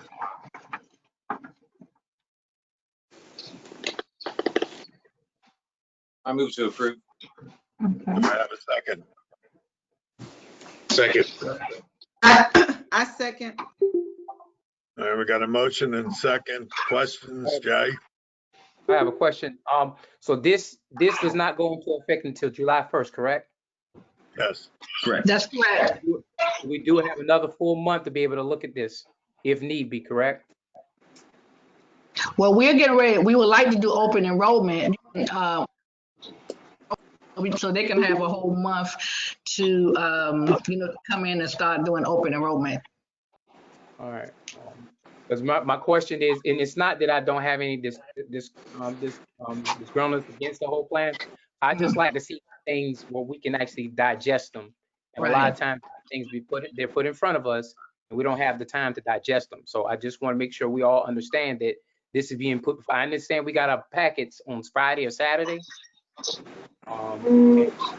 Just now, really having a good discussion, and I think Seacrest did a good job of doing the presentation. But there are a couple of questions I did have to get answered. But I guess I got to read through it and look through it.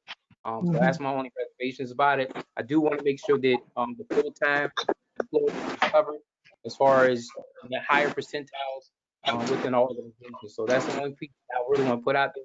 I'm not going to probably stall this program because this is the third, fourth year we've been dealing with, my third year dealing with Seacrest, and they have done a good job as far as doing the presentation is concerned.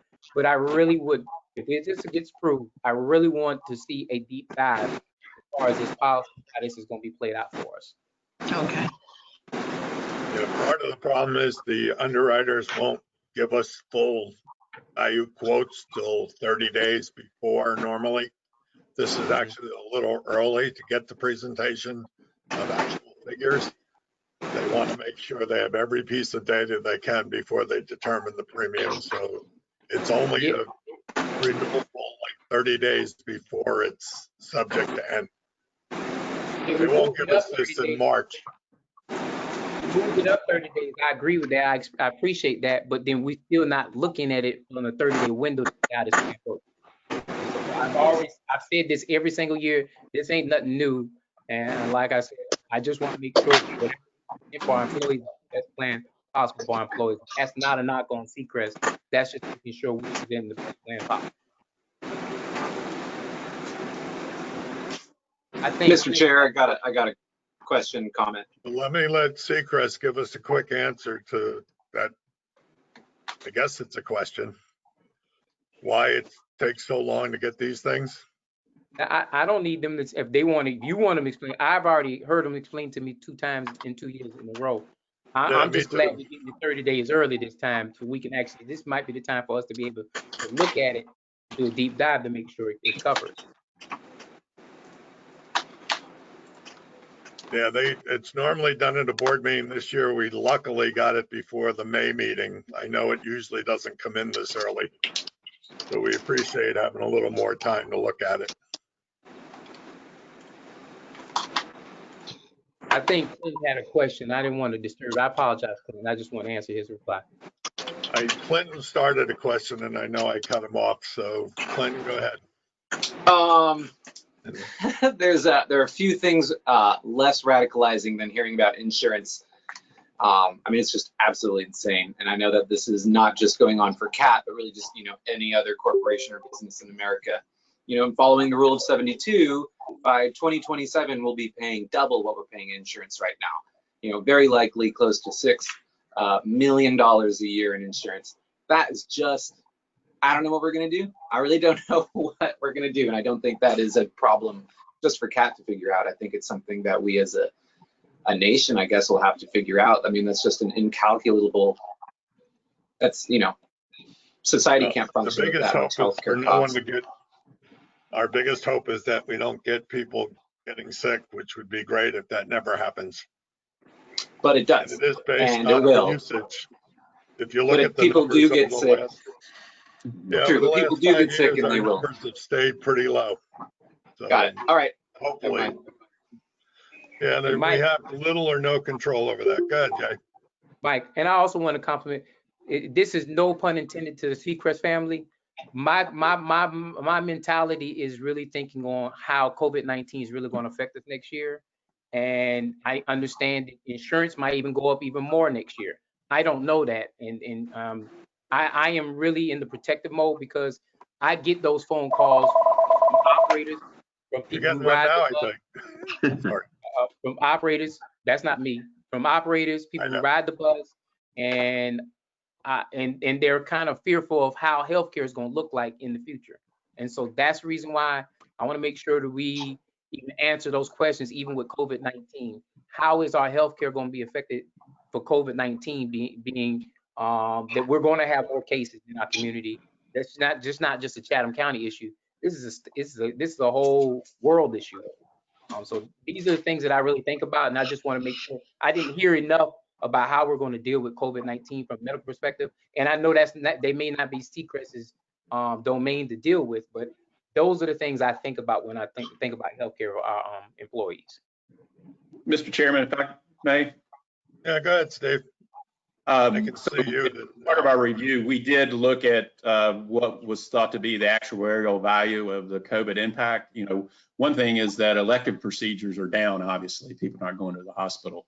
And I'm truly going off memory here. I would be glad, Mr. Jones, to pull that out of our executive report. I think it was around, I want to say it was around 4% maybe. But this was something that we did pull into our discussions with the CAD HR team, and I just don't have it in front of me. But if that would be helpful, I'd be glad to pull that. And that would be helpful for me. Not just the employees who drive the buses, but those employees who sit in the building as well. It's very important for us to make sure that healthcare is provided for those individuals. Like I said, I think y'all do a phenomenal job, but it's my job as a board member to ask these questions. And Steve, don't that means next time I see you, don't mean you don't speak to me. I'm just trying to make sure I take care of the employees here at Chatham Area Transit. We appreciate the questions. I'm done, Mike. I'm gonna be quiet.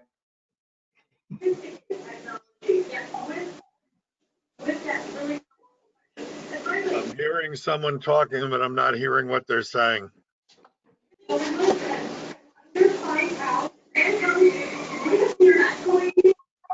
Tabitha, did you have a question? I see your speaker on. Oh, sorry, didn't mean to have it on. Oh, okay. I keep forgetting I turn it on and off. Any other questions on the motion? Okay, Beverly, can you do a roll call vote and then we can let the nice people from Seacrest go back to their other customers? Chairman O'Halloran, Yes. Vice Chair Jones, I'm going yes. Mr. Cody, Yes. Mr. Emerson, Yes. Mr. Leggett. Yes. Okay, thank you. Mr. Lakakis? Yeah. Yes. Yes, okay. Thank you. Dr. Robinson? She's waving her hand. Yes, okay. Ms. Stone? Yes. Okay. Ms. Odell? Yes. Okay, motion passes. Thank you again, folks from Seacrest. We appreciate your job you do for us and we look forward to next year's. Thank you. All right. Mike, Thank you. Mike, before we leave, Thank you you. can make sure you get information to me, Steve, or to us as a board. Couldn't hear your question. I was talking to Steve. Could you make sure you get the information to us that you was talking about? Yes, You didn't have it? yes, Mr. Jones. I couldn't hear the question. Yes, we sure will. I appreciate y'all again. Thank you. Thank you. Thanks, everyone. Thank you. Bye. Thank you. Bye-bye. Bye. Okay, Mike, let's move on to item number 2. All right. Thank you, Mr. Chairman. To request board approve a 1-month time extension on the emergency measures implemented to respond to coronavirus COVID-19 state of emergency declaration. During these difficult times of COVID-19, CAT understands the importance of maintaining an appropriate level of public transit service for the people who rely on us to get to medical appointments, work, the grocery store. Our continued commitment is to operate a safe, efficient, and clean transit system, and we will be taking extra precautions for the safety of our employees and the customers. Based on the guidance from federal agencies and similar actions taken by other public transit agencies, staff developed and implemented an initial emergency response plan that included temporary fare suspension and temporary service reduction. CAT will continue to monitor COVID-19 developments and provide the appropriate level of bus, water ferry, and CAT mobility services based on the directives of health, transportation, and other government agencies. Staff recommends the board approve the extension of temporary fare suspension and temporary service reduction as hazard mitigation during the period May 26, 2020 through June 23rd, 2020.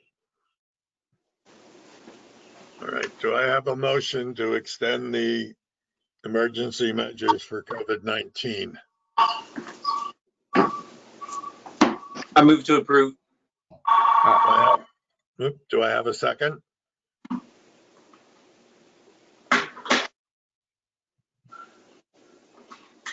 We have a second from Mr. Lakakis.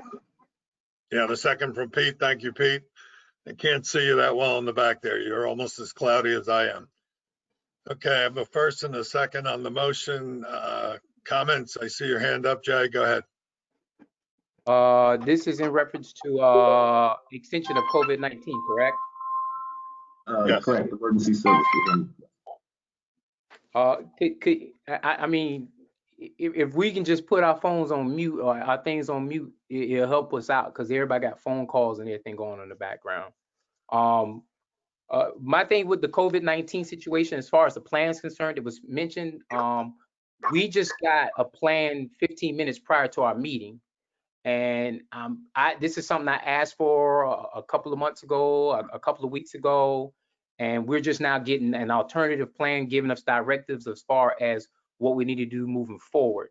And I get phone calls all the time from the community in reference to making sure that we have some kind of plan developed out here. And for me to see it 5 minutes before I get on this call and actually the actual plan I've been requesting, and I don't know how this ties into this emergency measure stuff like this, but it's not conducive to me to be able to vote in approval of this piece right here, because I've asked for this emergency plan several times, because as an agency as large as we are, we're getting ready to put people back out there on the streets, because June 1st, as of June 1st, everybody's starting to open back up. And so with people opening back up, with us not having this emergency plan well and thought in advance, it's going to hurt us as far as that's concerned. I talked to a lady yesterday, for example. She got off work at 3:30. She had to catch the bus from downtown to get home, and the bus had left her because we had already hit our capacity level, and so she had to walk from downtown to the other side of town to be able to get home. And so this is something we should be discussing a little bit further. I asked for this plan a couple of weeks ago because this is not tolerable. We're opening up the city. As much as I don't like it, we're opening up the beaches. As much as I don't like it, we're opening back up. And we're, as the sensitive organization, we need to have some kind of covert plan. I don't think we need to go full throttle, but we need to have a better sense of emergency, what's going on in our community. And that's all I will say about that. I'm here to entertain you. This is particularly in reference to what measures we're taking to protect the public. The reopening plan, I know we discussed it last week at governance and told them we would like to have something in writing and definitive by the board meeting today so that we can look at it and discuss it and make recommendations to Michael. We also are going to be voting on his authority during the crisis. So we have to trust that he's going to do what's right. We can all make suggestions to him. I know we've talked about it. I know the governor extended some things to July or June 12th. I know a lot of businesses are opening, some are not. We don't have downtown shuttle service. We don't have an extended amount of ferry service. I know there's some rules that have to be followed as far as the union and drivers bidding on routes. These things are going to be changing every day. These are tentative plans. We can make changes to it as things change day to day. I don't know. I think the plan right now is to fully reopen CAT on June the 15th with restoration of full service. But the emergency measures are basically how we're going to keep the public safe and our employees safe.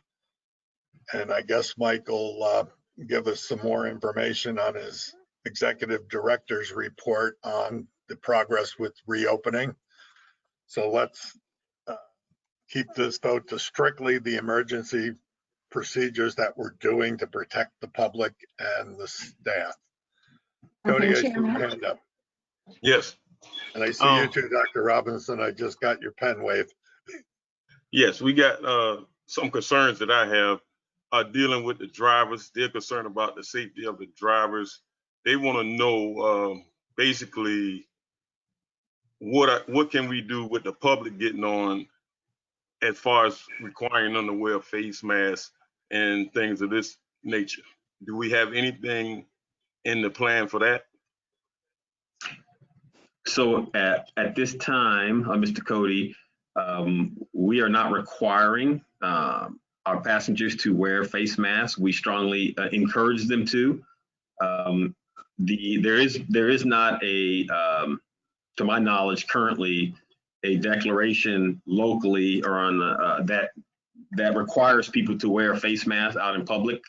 I know Mayor Johnson has spoke about it in the past, looking into the possibility of requiring everyone to wear a face mask out in public, but to my knowledge, that's not has happened. So we are not requiring them. We are just requesting that they do. We also are installing barriers for the operators to keep distance between them and the passengers, as well as the fact that we are going to continue to go fare free and rear door boarding to limit interaction between the operator and the passengers. And we are will continue to enforce 50% capacity. Part of the reason, once we go back to regular service, we'll have more vehicles on the road, so it'll be easier and hopefully less instances that Commissioner Jones mentioned earlier, where someone got off work and couldn't get on a bus because the bus was full. That's part of the plan. And just if I could, Commissioner Jones, the document that you got today, and I'll explain a little bit more on an executive director's report, was just a document based on the governance committee's requests to come up with an alternative, a phased-in approach to returning to regular service. The document, that's a living document that went out with the board report, is a document that it kind of breaks down our return to kind of a regular duty for all employees. That was a separate document. That's what each department is doing and what we're doing as a whole. So there's two different documents. I just wanted to kind of clarify that. And how soon do we expect to get these barriers installed?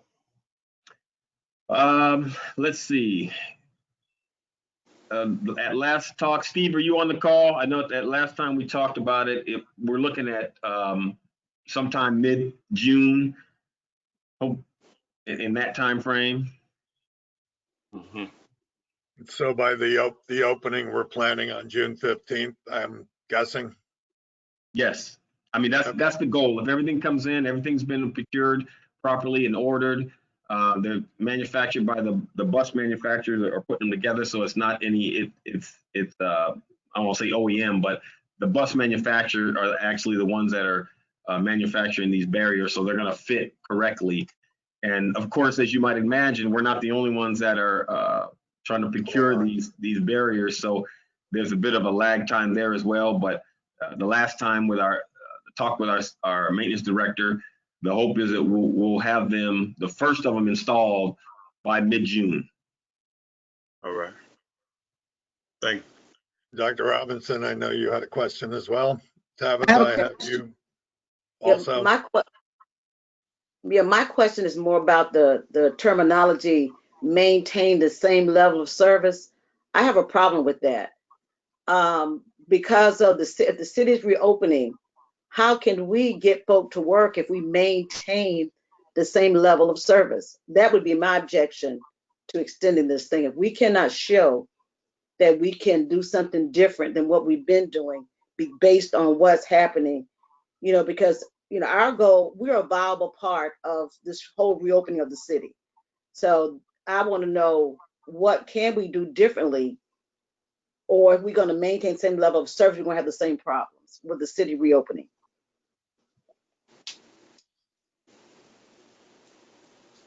Okay, so Dr. Robinson, I just want to make sure I answer your question. So if we maintain the same level of service we have now as the city reopens, naturally we should be expecting that more people, our ridership should grow. It's to start growing. We don't expect ridership to come back to pre-COVID-19 levels right away, but they will come back. The one thing that is a concern for myself and the leadership, as well as the union membership that covers the bargaining unit employees, is if we're still under emergency declaration by the governor, why would we have everyone come back to work before the emergency declaration has been lifted? And that has gone into the decision making to waiting until the emergency declaration has been lifted. And all the decisions made are based on how we can keep our employees and the customers safe. And I understand what you're saying. I understand what Commissioner Jones is saying, as well as the complaints that we get. But these are extraordinary times, and there are going to be certain inconveniences. Our goal is not to not provide good quality service. Our goal is to keep everyone safe while we get through this pandemic, while we provide the level of service that we're providing. And eventually we will get back to where we're providing pre-COVID-19 services to our customers. Well, you know, tough times require tough decisions. So Yes, I just think that we've got to take a deep dive look at as a needed service in this community as the community reopens. And I don't know whether the union president is on the meeting call or not, but my concern is the kind of conversations that we're having with all parts of our organization that will ensure that the people that depend on us are being served. And again, tough times require tough decisions. Tabitha, you had a question? Yes, I want to know about the ventilation. I'm sorry. I didn't forget you. I saw you wave before. Oh, I'm here. I wanted to know if the enclosures will prevent any. I'm just curious about the enclosures and the driver being able to get air. Like, is the airflow going to change? Are we going to need to increase the air conditioning unit? Are we going to do anything? Because it gets hot here. Being inside of a plastic box, you know, could make you faint. Yeah. So what I've seen, give you, Mike. Yeah. So from what I've seen of the pictures of the enclosures, they don't have to be closed at all times. I don't have an answer to your question about the ventilation system, but I can certainly get an answer to that for you, Commissioner Odell. Yeah, and do we need to look at maybe upgrading the air conditioners? Is that going to be an issue? I think we already have HEPA filtration on the system now, don't we, Mike? What we have done is, does it, because you know, we get, like, when there's a lot of people on the bus, people complain about it being really hot. So do we need like a larger unit, more air flow? One of the things, Commissioner Odell, that I'll say. One of the things that's a byproduct of public transportation is you can run that AC at full blast, but you're stopping and constantly opening up and closing the doors. And as more people get on the bus, naturally the AC works harder. It doesn't feel as cool on the bus. That's a natural phenomenon in our business, and it doesn't matter, you know. I got you, Dietrich. I'm sorry. Yeah, how hot it is outside. There's going to be times where it's not going to feel as cool inside the bus because of the nature of our business. And just remember, every time another person enters the bus, their body temperature is 98.6. No, I'm coming right now. So, you know, I sold air conditioning back in college, and yeah, and also there's vents. I mean, I'm sure it's much better now with the limited numbers. Yeah, and there's vents on the operators, so the enclosure will not prevent the operators from getting the AC vent blowing on the operators while they're operating the vehicles. And it won't be closed off completely. They're not going to be locked in a full cage. There has to be air allowed through the thing. Mr. Leggett, go ahead. I know you've been waving for a while.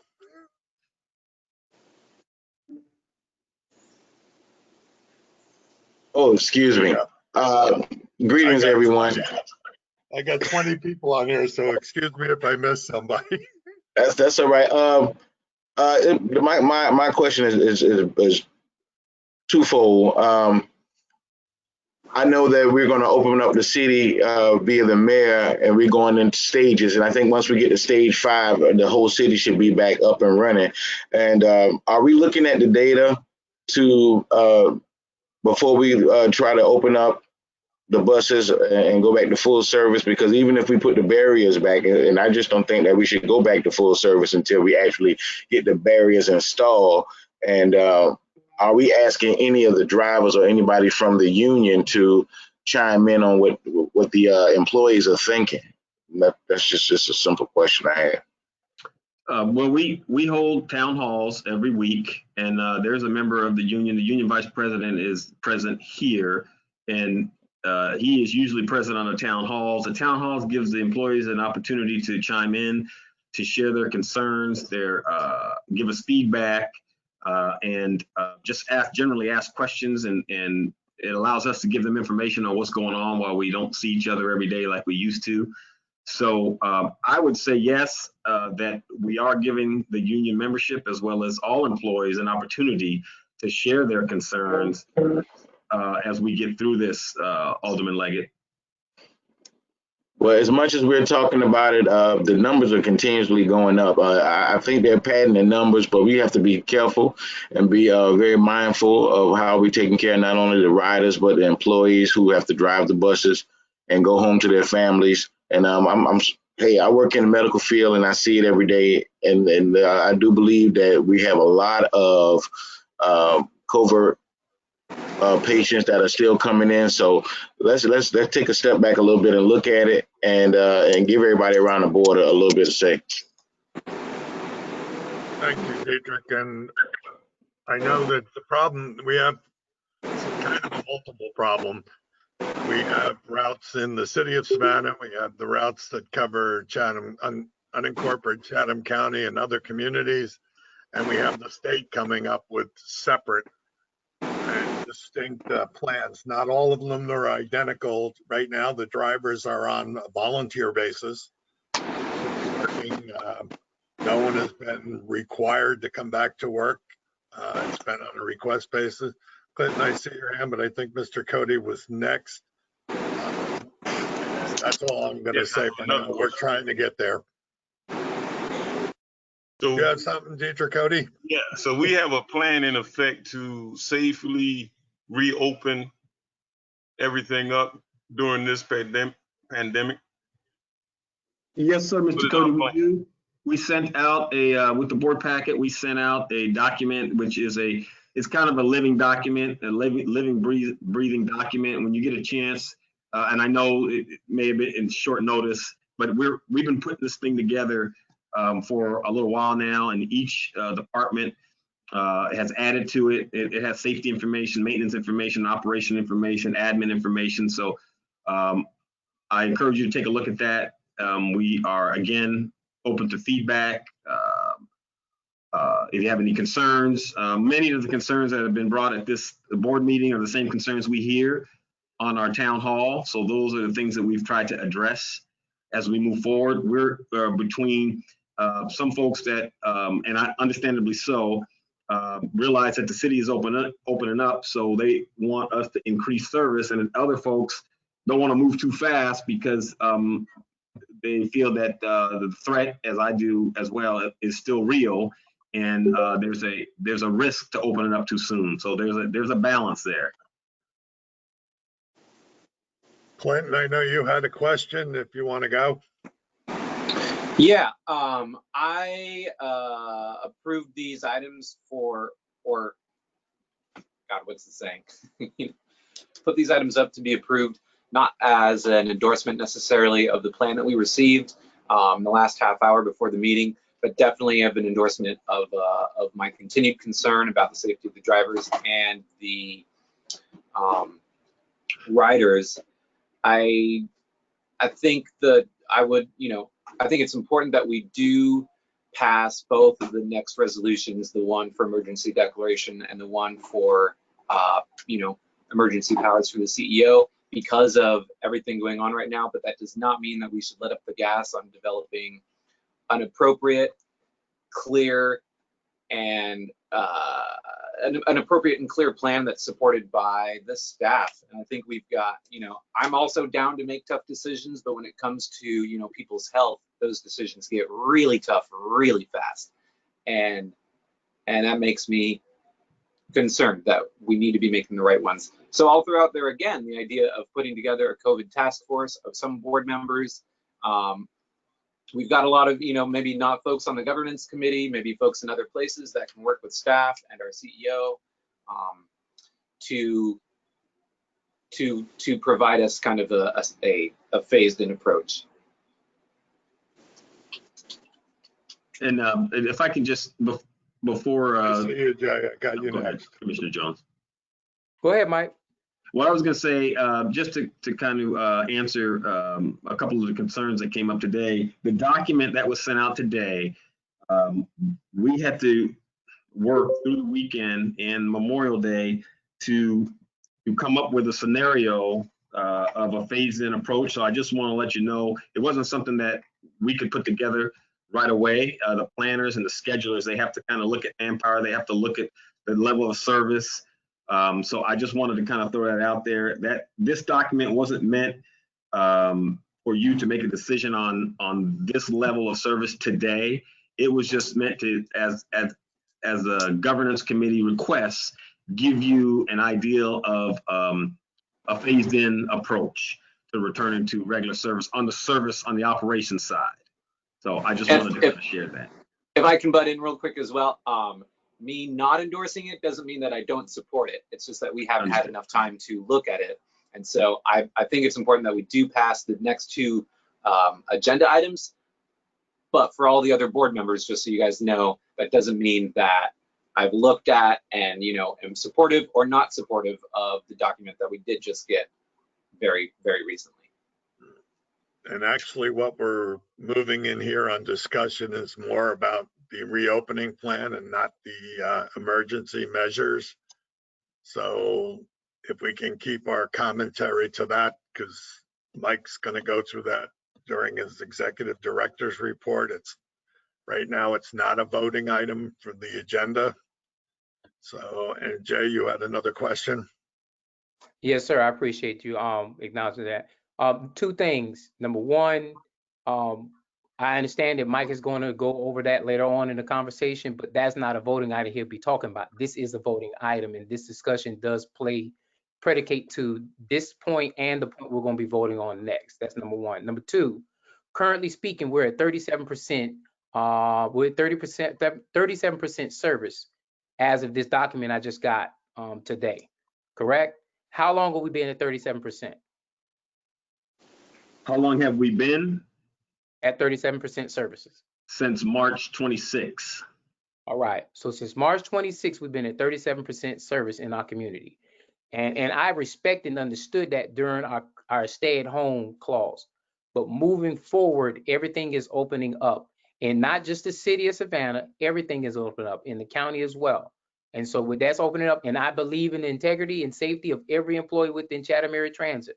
Some of these people, my family, my friends, and some of the people I grew up with. So I do believe in integrity and safety of those employees.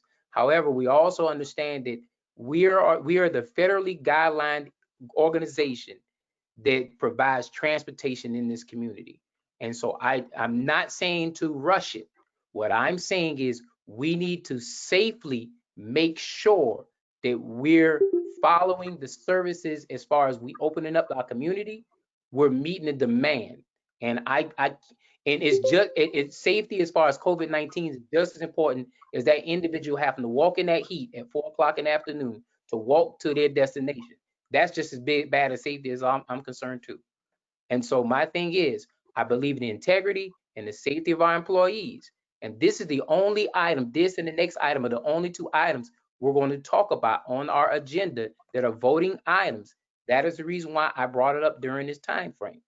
I'm not taking away from anything anybody else said, but we're at 37% service right now. 37% service. I didn't ask to go to 100%, but I asked for us to develop a plan to go from 37 to 100% in a methodical way, where we're not trying to rush service. And that's the reason why I appreciate you and your team putting this plan together over the weekend, Memorial Day weekend. This was my birthday weekend and Memorial Day weekend. I didn't have time to do it, but I found time to do what I needed to do because I'm a board member on this thing, and I had to hear those calls and I had to hear those concerns into the community. So I appreciate what you do, Mike. I appreciate everything, every comment said out here, but we have to make sure that we're providing a transportation service for our community as well. And we have to do it safely and effectively for everybody. And I cannot see anybody, I had to pick somebody up because they were walking on Abercorn. And that cannot be tolerable either. And so I'm just making sure I express that concern. And Mike, I'm done with the subject. I'll move forward. All right, any other questions before we vote on the motion to extend the COVID-19 emergency measures through, of course, the next board meeting? Or until someone removes them like the governor. I don't think we get to override the governor even if we wanted to. Anybody else? All right, Beverly, can you take a roll call vote? Yes, sir. Chairman O'Halloran, Yes. Vice Chair Jones, I abstain. you abstain? Okay, thank you. Mr. Cody, Yes. Mr. Emerson, Yes. Mr. Leggett, Yes. Mr. Lakakis, Yeah. we're voting. Yeah, on this item right here. To extend the COVID-19 emergency measures.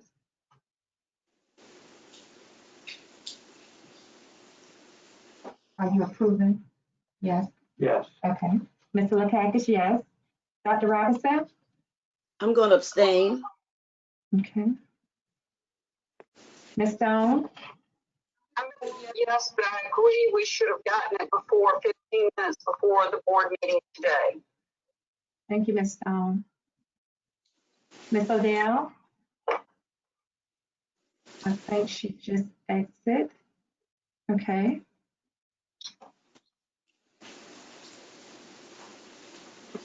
Six and two abstains, Chairman. Okay, motion passes. Mike, let's move on to the next. All right, to request board approval to extend the authorization of the CEO to implement additional emergency measures deemed necessary to respond to the coronavirus state of emergency declaration. I'll keep that one short. Do I have a motion to extend the CEO authority? I move to approve. Second.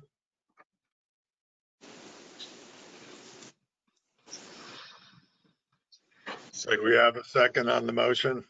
A second. We have a motion and a second. Any questions on the motion?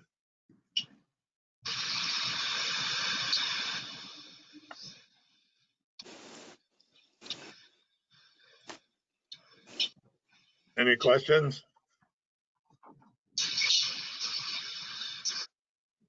Not hearing any questions. Let's do a roll call vote on the motion. Okay. Chairman O'Halloran? Yes. Vice Chairman Jones? Abstain. Mr. Cody? Yes. Mr. Emerson? Yes. Mr. Leggett? Abstain.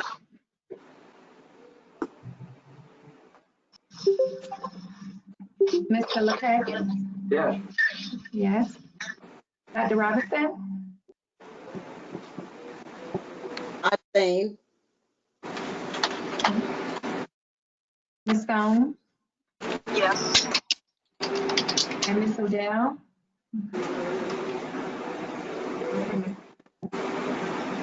For the vote?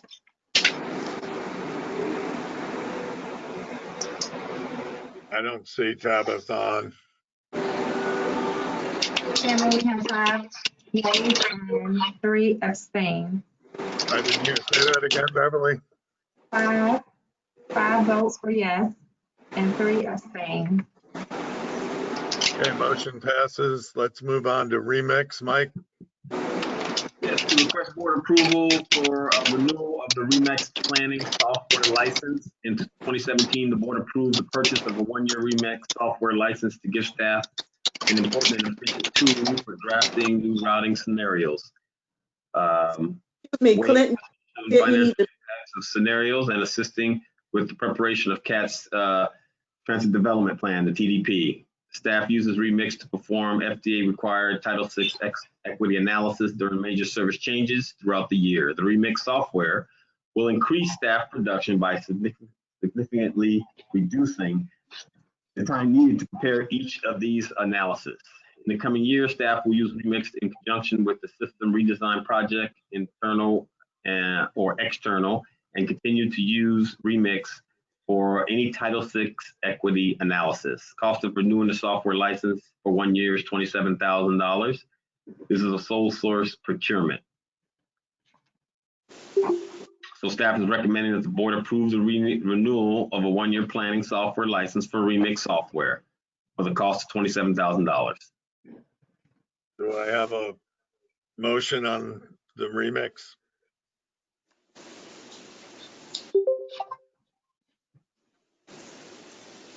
Do I have a motion? I move to approve the purchase. Do I have a second? Second. I heard it, but I don't know who it was. Was that you, Helen? Mr. Lakakis on the second. Okay, questions on the motion? Dr. Robinson. My question has to do with what's, and really it's a budget question, that on the budget, it shows that we're gonna spend 27,000. On the explanation, we're spending 2,700. Am I correct or am I reading that wrong? Also, on the proposed budget, there's another $3,000 being asked for another planning software. And if Remix is a sole source, where's that other coming from that we're asking us to add to the planning software? Okay. Ms. Brown, do you want me to answer? Do you want me to respond? Sure, Yeah, Terry. go ahead, Terry, because I don't have it in front of me. I know we have a couple of companies we use for Right. certain other items.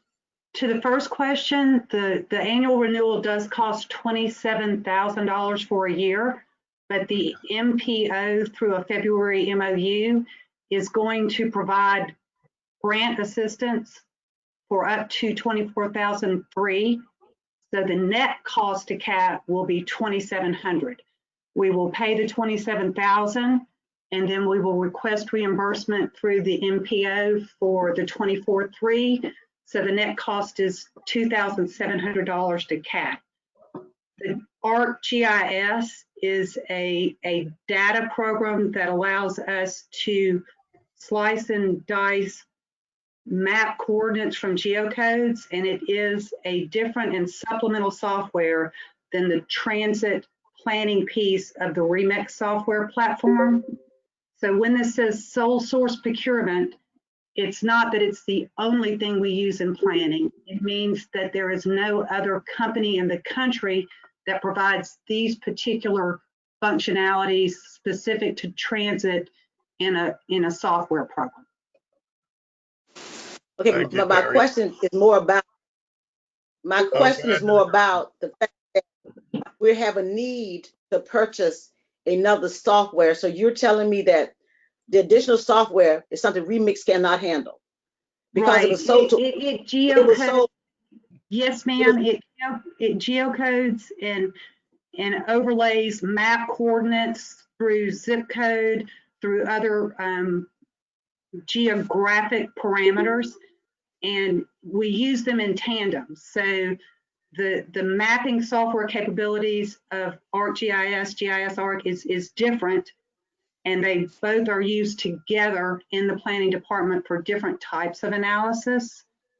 The most recent project that we're using the other software for relates to us being able to split our operating statistics for paratransit service delivery between the 3/4 mile and outside of the 3/4 mile, which is actually demand response. So our planners are helping our mobility service unit get those statistics separated, and we're using that mapping software to do that. So when we looked at Remix initially, the mapping wasn't one of the things we were concerned about. We've always had both, Dr. Robinson. It's not like the Remix takes the place of the GIS geocode mapping software. We've always had both.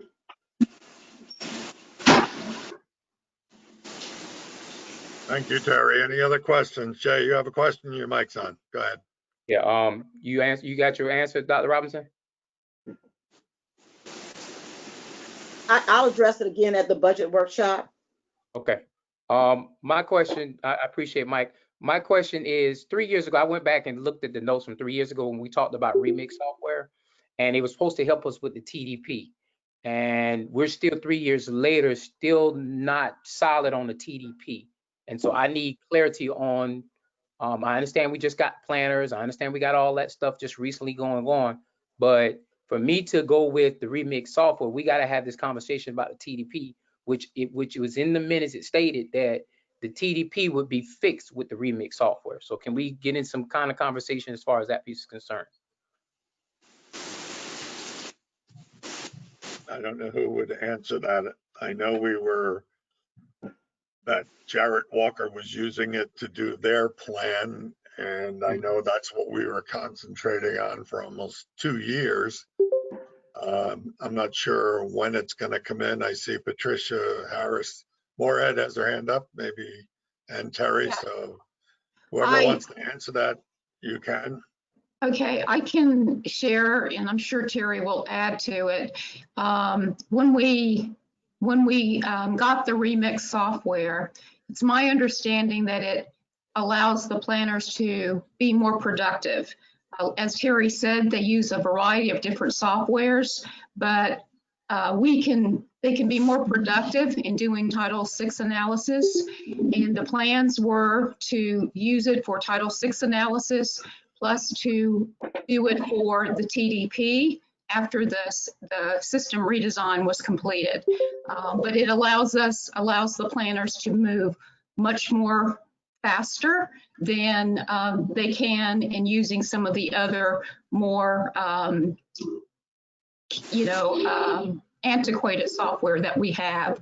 But as Terry mentioned, it has to be used in tandem. So that was what I heard when I joined CAT about the beauty of the Remix software. I appreciate the commentary. Go ahead, Terry. Go ahead, because maybe you can answer my question. Right. So I was going to address the status report on the Comprehensive Transit Development Plan, the TDP. There were plans to start that process as soon as the system redesign created our new system. And I think there was a delay because we didn't want to do 4 to 6 months worth of work and then have to redo it because our system changed. I can tell you that our new planners have the development of a comprehensive TDP on their work plan. They are working through grant applications, grant processing, and they have outlined and will start moving forward with the steps to develop and draft a current version of the TDP. While it won't be FY19 forward, the comprehensive nature of this planning process, it usually takes 12 to 18 months to do this. It's similar to what we would have been exposed to with the system redesign. You talk to your stakeholders, both local, state, and federal. You develop plans and projections for the next 5 years. You hold board workshops, community workshops, public meetings. You get feedback, you revise the plan, you present it to the board. So usually it takes 12 to 18 months to do this, but our planners do have it on their work plan. And if we can get this software for a net cost of $2,700, it will surely help them with that, as well as any Title VI analysis or short, quick, down and dirty route projections. Those are the three things we use the software for, Commissioner Jones. Does that help? Yeah, I got two more questions, Mike. First question is, I want to say it for the record. This was said, and I quoted. I looked at the minutes myself. It said 2017. Before we did system redesign, Remix would do all the work for us. I just want to make sure that was quoted in the minutes in 2017. Remix would do all the work for us. Number one. Number two, and you can answer these all questions in whatever order you want to answer it. Number two. I'm going to call over MPC this afternoon, but what's the guarantee if we do not get reimbursed from MPC? How sure are we that we're going to get reimbursed the difference from MPC? So we have an MOU that the board acted on in February of this year that approved this grant assistance. And just last week, Stephanie Rossi, our representative, emailed me to confirm that this was on our agenda for approval. So they are expecting us to process payment directly after this approval and send our reimbursement request to them. I just talked to them last week. And the other thing tied to that is I see that we have to do this by June 1st. If not, it expires and we have to start all over. We have to stop this last minute, bring it to the board mentality and enforcing us and trying to strong arm us into decisions, because this is what I feel we're doing right now. We're strong arming us to say yes. If we say no, then it goes away and then we're held liable as a board. But we had plenty of time and notice to understand that this needed to be done by June 1st. And for it to be brought the meeting of 6 days before June 1st, this is not helping me out at all making those kind of final decisions. I said this the last 2 years, Mike, Dr. Holleran, we got to get past this. The only reason why I didn't go against Seacrest is because Seacrest followed through. They gave us a month notice and gave us a month early notice. And I appreciate that. But with all these things that come before us as a board, we need to have well-intended notice so we can make conscious decisions for the well-being of our organization. And this is a force upon notice on this. And I really do not like the situation. I got to be forced to make a decision today or it goes away. The vendor relationship would allow us to extend that if the board was not comfortable. What's going to happen is we'll lose the reimbursement through the February discussed grant assistance because it needs to take place during the month of June. So, but that place, if we were going to lose the reimbursement, then we should have known about this a long time ago. There's no excuse to it. We need everything. I don't think this is the first time. We should know about it early. I have one. The first time, I think we tabled this before, and it was brought up in committees at one point. This is not the very first time we're seeing this. This is the first time we're seeing it on our board report. You're saying we had this on our board report last month? In February. Not as an action item, no. In February. So it was in February. Why didn't it continue February, March, April, May until it was approved in? So the February was an informational item where we approved the MOU for the grant assistance. And we also let the board know that the quote for renewal would come in May and that we would bring it before the board at the May meeting in order to make sure that we renewed it in time to get the reimbursement from the MPO. It was stated it was tabled. So was it tabled or not? You approved the grant assistance in February. We approved the grant assistance, but did we approve this piece of dealing with this the redesign piece? The information that was shared through the February action item described the software, described the value of the software, and let the board know that there would be a May agenda item to approve the software, and that once we paid it, the MPO would reimburse us the 24/3 net cost to CAT of $2,700. So was the item tabled from February and brought to today? Because that's what I heard. If it was an action item that we didn't vote on, then it was tabled. We decided to move the vote until May. It was not an So- action. It was information. It wasn't an action item, and it was not tabled. I can tell you that now. It was not an action item. It was information, and that's what we discussed. So it wasn't tabled, and it was an action item. The action item was board approval to enter into the MOU so that we could secure the 24-3 and grant assistance. But within that report and within the board discussion was the information about the software and the pending May renewal.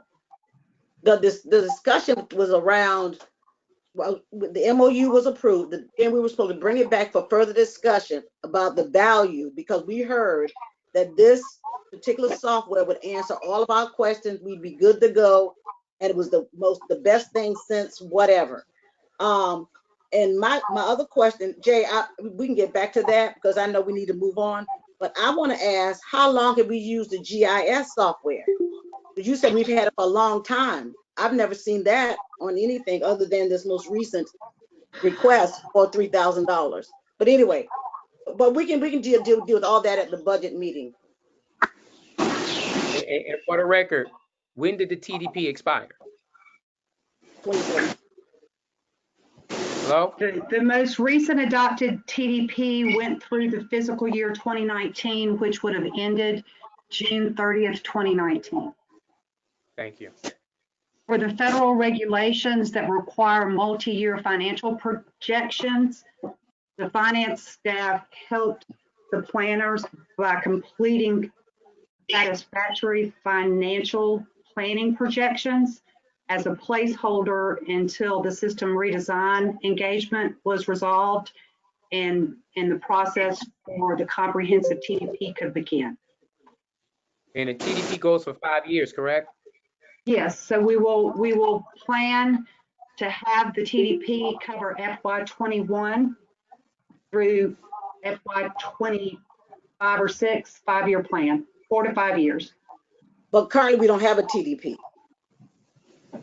We have one that was expired through FY19. Yes, ma'am. We do not have an active one.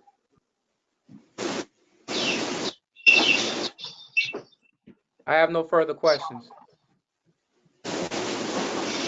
I would prefer we postpone this though, but I have no further questions. Vote that way. I would prefer that we don't. I just feel like this is we're getting a pretty good deal. We voted on this last year. We were briefed on it in February. Having the ability to do the Title VI analysis, 5, 6, yeah, Title VI is it's pretty helpful. You know, we're going to be looking at one in our next agenda item for the veteran discounts. So that's all. I agree. We're not disagreeing with the need for the software. My concern is about, you can say $2,700 here, $3,000 here a year. Those things add up, and we're looking at some serious budget concerns. So if Remix is not going to do it all, and it goes back to the question about the board needing to see these contracts, having them in hand in a timely manner to take a serious. We got all this Remix stuff attached to the board agenda. I've read through it, but everybody else don't have that kind of time. If we get it, now and not get it along the way, it creates this kind of scenario where we got to talk about it, figure it out. But if we get it in time, we don't have to do that, and we can minimize the amount of time we spend on these items. I don't have a problem with Remix. I don't, but I do have a problem with not knowing exactly what we're getting, and if we spend additional monies to get more, then when we bid it out, it should be all inclusive.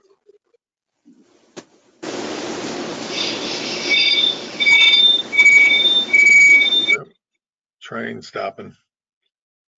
In a TDP, a transit development plan is very important to an agency. Yeah. With us not having one, and we saying that Remix software is supposed to be to help us provide that, is not good for us either.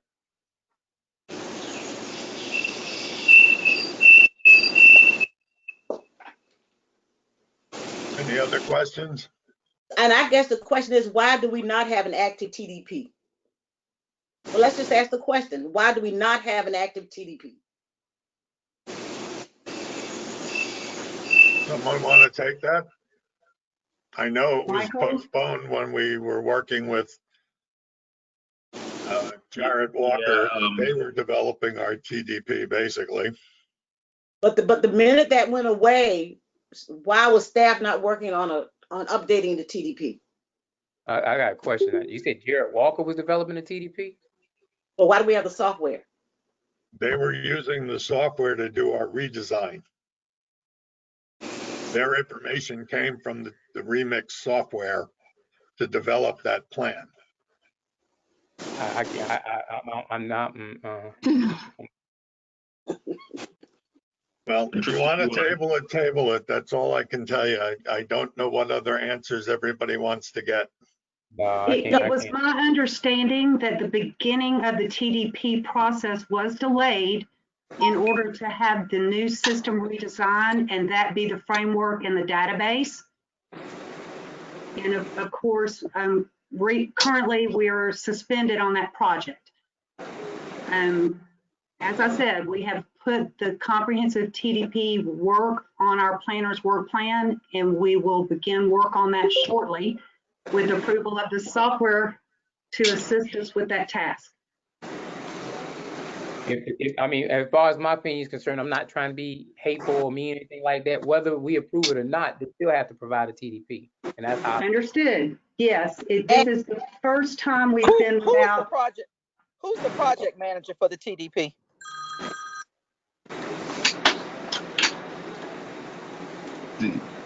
During this time, it was a different department. I'll defer to Mr. Brown for an answer. So, well, now the department, the project manager will be the planning department. The planning department has shifted from system development to another department, and we did have some turnover. That's no excuse for not developing that transit development plan. Like Terry said, it was supposed to be, the base was supposed to be developed around the system redesign, which we thought we were going to move forward with. And so when that didn't move forward, that kind of kind of delayed this project. We had some turnover in the department, and I think it wasn't, that was part of the reason why that was not completed at that time. But like Terry said, it is back on it is on the radar to be completed, and this Remix software will help with that project. Mr. Brown, let me I'm sorry, go ahead. I apologize. Go ahead. And what I'm thinking will help all these processes is when these things happen, the CEO should come back to the board and say, this is where we are. We understand this should be current, but this is where we are. You see what I'm saying? Because if we don't have the information, then we're going to have questions. And again, Ms. Tapper asked, well, who is that person now that we're looking, we say we're looking at it. So who's that person or that group of people that's doing the looking? That would be the planning department and the planning manager. And the only other thing that I have to add to what Mike said is that our former planning manager actually did start working on the TDP. And then we started also the system redesign effort. And so it was his plans to incorporate a lot of those community meetings and surveys and that information that was gathered into the TDP. You may recall several years back, Brent Sparks did do a presentation, a PowerPoint presentation about our plans for the TDP. And if we need to, we can pull that PowerPoint presentation and share it with you all. But work did begin on it. And then, as Mr. Brown said, we had a turnover in planning staff. And then we ran into some bumps in the road regarding our Let's Go system redesign project. But all of that was supposed to be incorporated into a TDP. Actually, some systems, they use what they call like their master plan or a strategic plan as their TDP. Grant also did some research where he basically didn't find written by FTA or the state the requirement. But since our agency has always produced a TDP, we were planning to pursue and complete a transit development plan because CAT has always had one. But you can go on other sites and they'll refer to their 5-year master plan or their 5-year strategic plan, which basically some systems use as a TDP. But there was some work started on it. It was going to be incorporated too with our Let's Go system redesign plan. Then we ran into bumps in the road, and then we had a staff turnover, and then we had a transfer of planners into another department. So I just wanted to provide a little of that background for all of you. All right, so as far as that piece is concerned, where are we at that TDP? How long has it been going now? Well, I think what we have to ask too is when we stopped on the Let's Go project. But we only recently hired a planning manager. What was that, Terry? In November, December of last year, we were able to fill that position. So our senior planner joined the staff in November and the planning manager in December. And how long has it been going out? That was my question to ask. I didn't ask all the other stuff. I didn't hear. How long has it been going out? Mr. Smarts left at the end of April of last year. End of April. So Yes. from April, and you said the new planning manager was hired in November, October? Senior planner. Senior planner was hired November, October? December. November, December. All right, so that was a 6-7 month time frame that you're saying that was held up for whatever reason. I mean, as a board member, only person concerned as far as hiring and firing is the CEO, and that's pretty much it as far as the board member is concerned. My thing is to make sure that we're presenting a TDP plan out to our community in a timely manner. And so where are we at with that piece that I guess he started on or what he did? I need to know that piece right there. The other piece I need to understand and know is we're saying Let's Go was a holdup. Well, Let's Go wasn't the answer to the TDP. Different situation. But a lot of the change in route. So please don't put. But a lot of the work, a lot of the planning work that is conducted during a TDP was also being conducted in our Let's Go. You know, like the surveys of customers, the public meetings. As Terry mentioned, you do all of that when you are gathering community input. So too, there was a discussion about we didn't need to do a duplication of those efforts. When we were already engaging the community, getting feedback from the community, that feedback could also go into a TDP.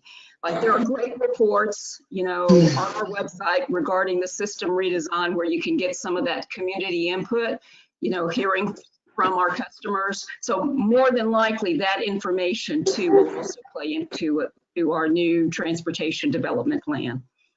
How soon can we see what former planner did, and how soon can we see what we're gonna get from the new plan?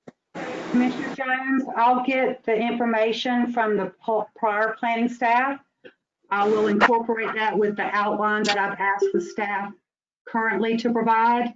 And we'll also develop a draft implementation plan and get that to the board as soon as possible. It will take a few days. So this time next week or a few days after, I should have something I can transmit that incorporates the prior staff's work, the current staff's work, and a plan to get this done as soon as possible. All right. And what committee handles the TDP? Government planning, I would suppose. I mean, as far as board committees, so they can have discussions on it. Strategic and operational planning. It's Okay. a strategic planning tool. All right, well, we can't go back and change what's already happened. We need the software and we need the 24,000 that the county, this MPC is gonna give us. So Okay, let's, Mr. Chairman, did we answer try Ms. to get Tabitha's forward question? on this. Did we answer Ms. Tabitha's question, Chairman? Yes, it was about who was in charge. It's the planning manager. No, The senior planner. we haven't really answered my question. Prior to 7-1, the chief responsible would have been system development. Since 7-1, it's been finance. Terry. Okay. One, Speak up, Tab. Speak up, Tab. my question is, who is currently designated as the project manager? That's one question. The second question is, why didn't you just renew the old TDP plan until we put together a new one?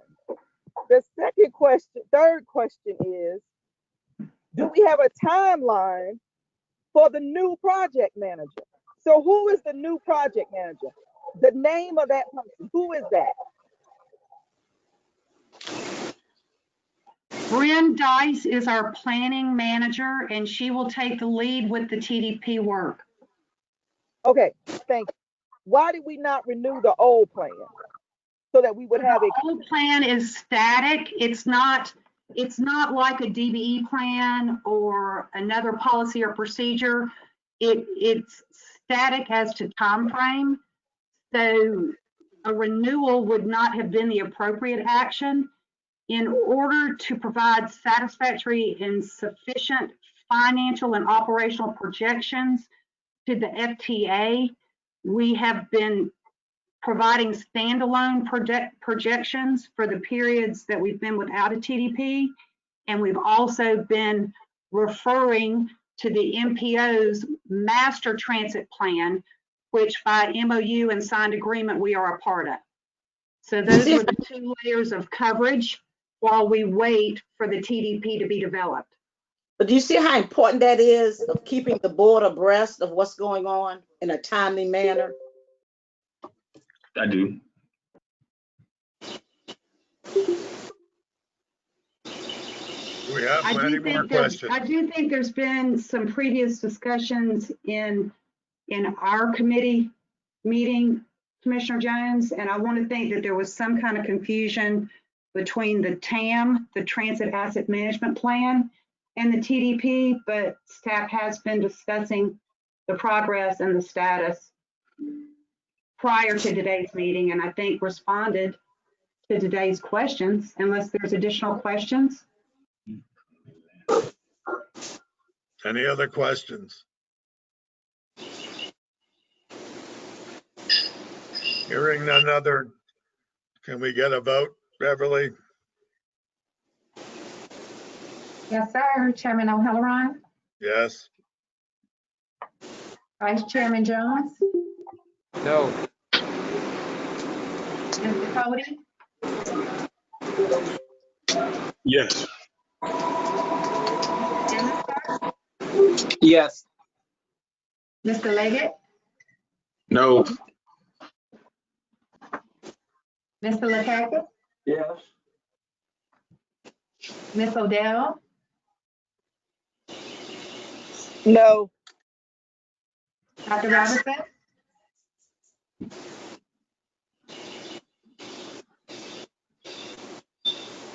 Dr. Robinson, Let me abstain because I just need a little bit more. I understand the need for the remix software, and I am concerned that we're not getting the reports that we were promised. So at this point, Dr. Robinson, all you got to do is say yes, no, abstain. I know. Over. thank you, Dr. Ms. Stone, Yes.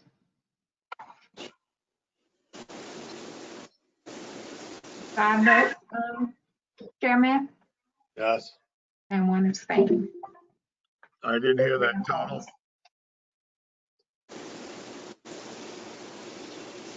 What was your total again, Beverly? 5 votes for yes, 3 opposed, 1 abstained. No. Okay, motion passes. We just saved 25,000. All right, next item. Point of order.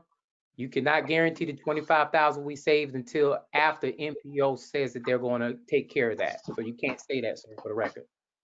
Well, it's signed, but it has to be implemented. MPO still has to fund it. MPC. I stand corrected. MPC still have to fund it. I know, I have to vote on it next month.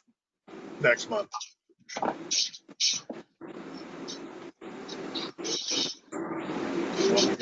one, Mike.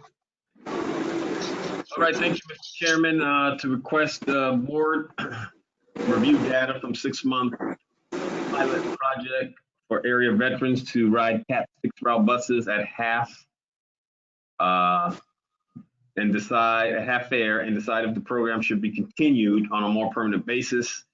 CAT offered half fare veterans discount as a 6-month pilot program after the board approved the project in October 2019.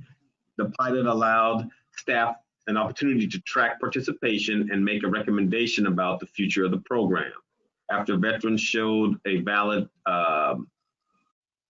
veterans ID, such as their veterans ID card, discharge document, or driver's license with a veteran designation, or proof of membership in a veterans organization such as the VFW, American Legion, and AMVETS, bus operators press the designated key on the GFI fare boxes to record each trip.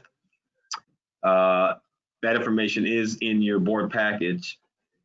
On March 14, 2020, a public health emergency was declared for Georgia, which is ongoing as of the writing of this report. The state of emergency and CAP modified service levels greatly impacted ridership, including the number of veterans trips during the months of March and April.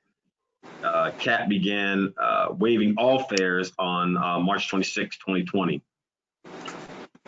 A total of 755 veteran discounts were issued during a 6-month trial period, accounting for about $566 in total discounted. Calculations based on the highest usage month, February, could assume $165 discount be issued monthly, amounting to a total of $1,980 discounted annually with the implementation of this program. Per cat. Go ahead. Chair, not to belabor, I mean, as far as this piece is concerned, I move that we table this until we actually get a full 6 months of numerics on this, because right now, the last 2 or 3 months, we haven't had any numerics on it. So I move that we table this agenda item until we can actually quantify a full 6 months worth of data. And everybody's riding free, so I can second that.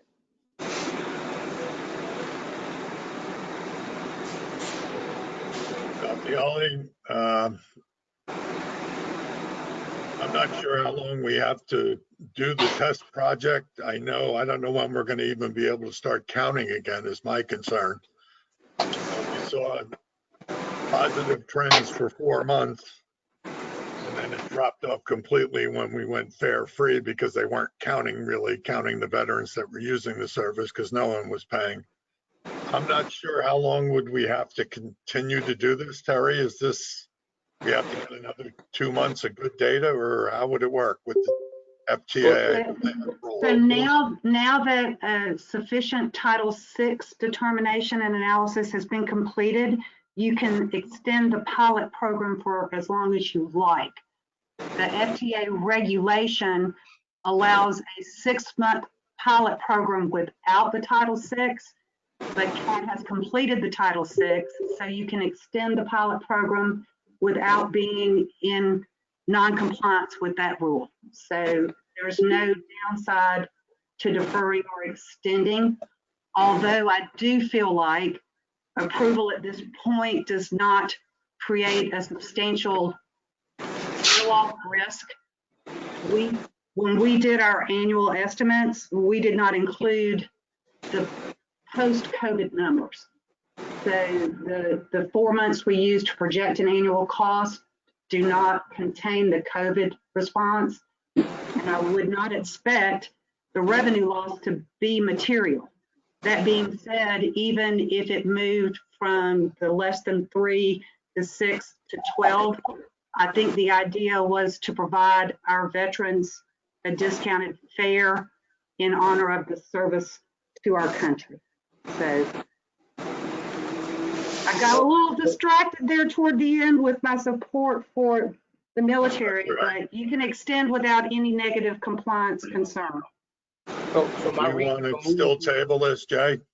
My reason to table the motion is because what if we don't go back to having fares? That's my question. So when we had the fare discussion, I think that's when we bring this conversation back up. But either way, it doesn't matter. I want the veterans to have it more than anybody else. I mean, but they're getting it for free right now. So I think they're happy with free more than they are with half fare. Well, yeah, but if it happens on like 2 days after the board meeting, do we charge them for the next month if they reload, or should we just extend it? There's no risk to extending it if we don't table it. So, but if what you, Chairman, if I understand it correctly, if we don't approve it today, when we go back full throttle, they're automatically go back to full fare? Or if what Ms. Harrison just said is that where we are now is where we can stay even when we go back to full throttle. That's two different things I'm hearing. If we go back to full fare, they would be paying full fare because there will be no military half fare. But extending it, can I finish my comment? When we, if we extend it for 6 months, then once we go back to full fare, they will receive the half fare, and we will start collecting more data because we've already done the Title VI analysis. Right. So my question is today, there's no plan for veterans on the schedule. So my question is this. So in the language written 6 months ago, it states that after the 6 month period, it goes back to full fare. That's what you're saying. If we don't extend it, yes. In the language, I'm asking the question again. In the language, it says after 6 months, it goes back to full fare. Terry, could you please answer that? So I was answering Dr. O's question from a SBA Title VI regulatory position. And I think this is Patricia's program. And if it's okay, I would hand over the questions about the pilot program and her hopes for this board report to her. I think it's the detailed program questions have been a little bit, and I want to give Patricia a chance to speak to her program. Ms. Patricia, did you hear my question? Yes, sir, I did. Yes, sir, I did. It was my understanding when you all passed the pilot, you wanted 6 months of data so that you could make a determination whether to continue it or not. And I heard your comments last week at the government committee. To me, I'm thinking that maybe you all have the option, like you amend the action item and you either extend the pilot project for a longer period of time so that when the decision is made for us to go back to full service and start collecting fares again, the veterans will still be under a half fare program. And so what you're stating is we can do it as an indefinite term, because we've already collected the data as far as Title VI is concerned. That's what I heard Ms. Harrison say. And so to me, it would be easier since we prepared the board agenda item for you all to make a decision, based on that data, preliminary data, to extend the pilot a little longer so that it will cover us when we do resume service and we start collecting fares again. There won't be a gap. Dr. Robinson, if you rescind your second, I'll rescind my first, and then I'll make that motion. So done. I agree. All right. I rescind my motion, and I put the motion on the table that we extend the pilot program until further notice, until we actually go into a fare structure. Is that correct? That is all right, Dr. Holleran? Yeah, that basically is indefinitely, and we can always rescind it. Second. Any other questions? I think being Memorial Day weekend, it's a great time for us to be passing this. Are there any, Mr. Chair, I have a question. Go ahead.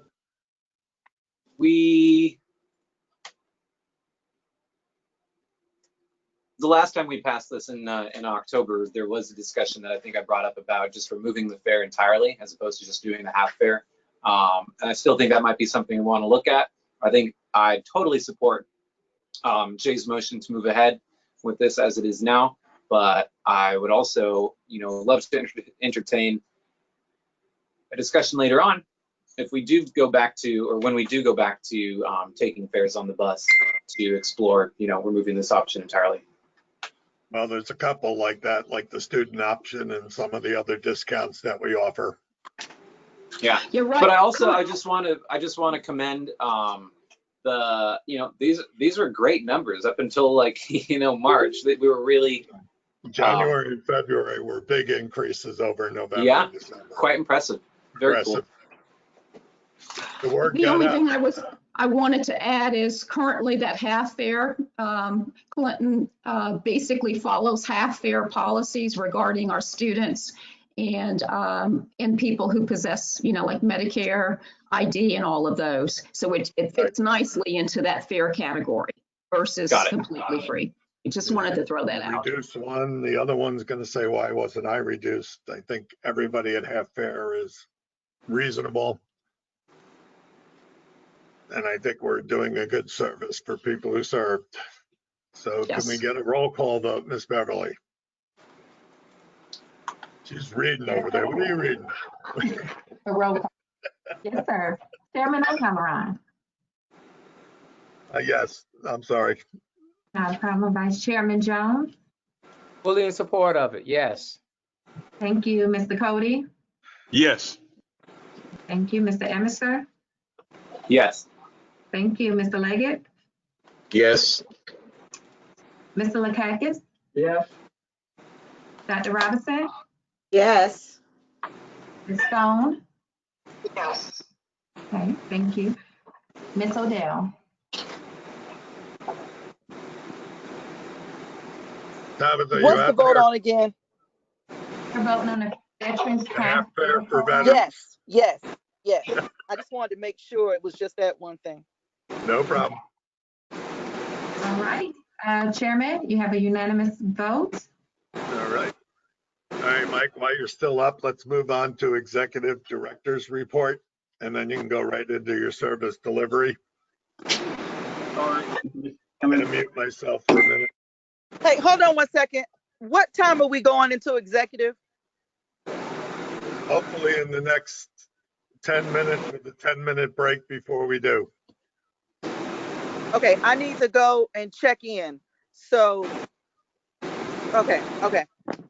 We got an okay, so let's go ahead, Mike.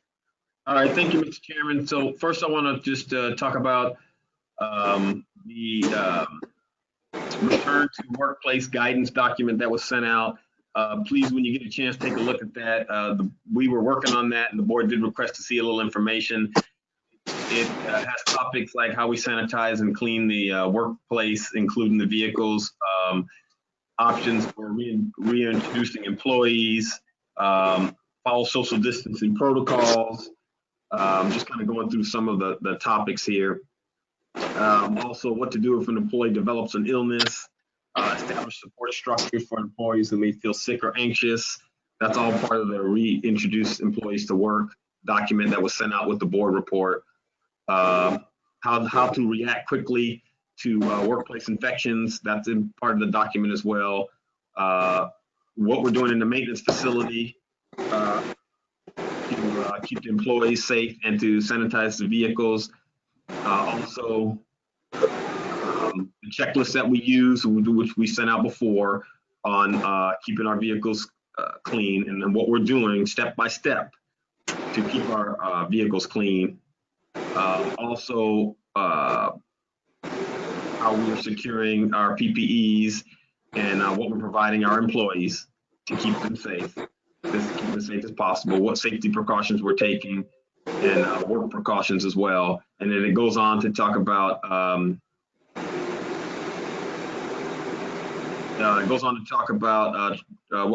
our service plan, which I'll discuss in a minute. Mike, Yeah. hold please. Hold. Every time you pause, it's terrible feedback coming. Can everybody please mute their mic?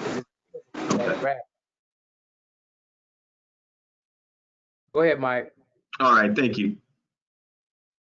It talks about how what we're going to do in the break room, how we're going to social distance and move some of the furniture out to provide more of a cushion between folks. So anyway, I just want you all to take a look at that. It also talks about human resources, how they're responding to issues and inquiries, the safety and training, environmental, and how they're responding, and what guidelines that for training, logistics, and whatnot, marine operations on what they're doing.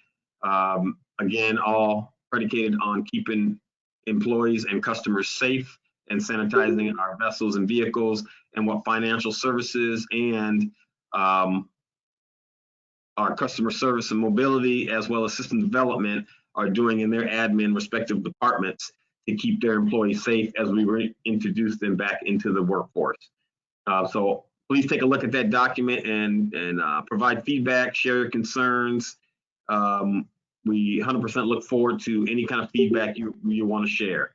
Now, getting back to the service, the document that was sent out just before this meeting, that document was created as at the request of the governance committee to go back to a kind of a phased-in service model, rather than going from the 30% service, 37% service we're running now, to the service level we were running pre-March 26th. This particular plan, it runs, the service span would increase from its current level from 7 a.m. to 6 p.m. It would increase from 5 a.m. to 1 a.m. The number of hours run Monday through Friday would be 439 hours, Saturday 363, and Sunday 140, which is pretty much the normal Sunday schedule. It would not, the modification would be no 100X Airport Express, no Senior Circulator, no SSU currently, and no City Dot Shuttle, which is currently what we're doing right now as well. The staffing will require 86 assigned runs and an extra board. An extra board is our extra operators who don't have assigned runs. They cover the work that is left uncovered. An extra board of 10 to 14 extra board operators. If you look, the level of service that we're looking at compared to what we're running currently, our normal service is 530 hours Monday through Friday. We're currently running 188 hours Monday through Saturday.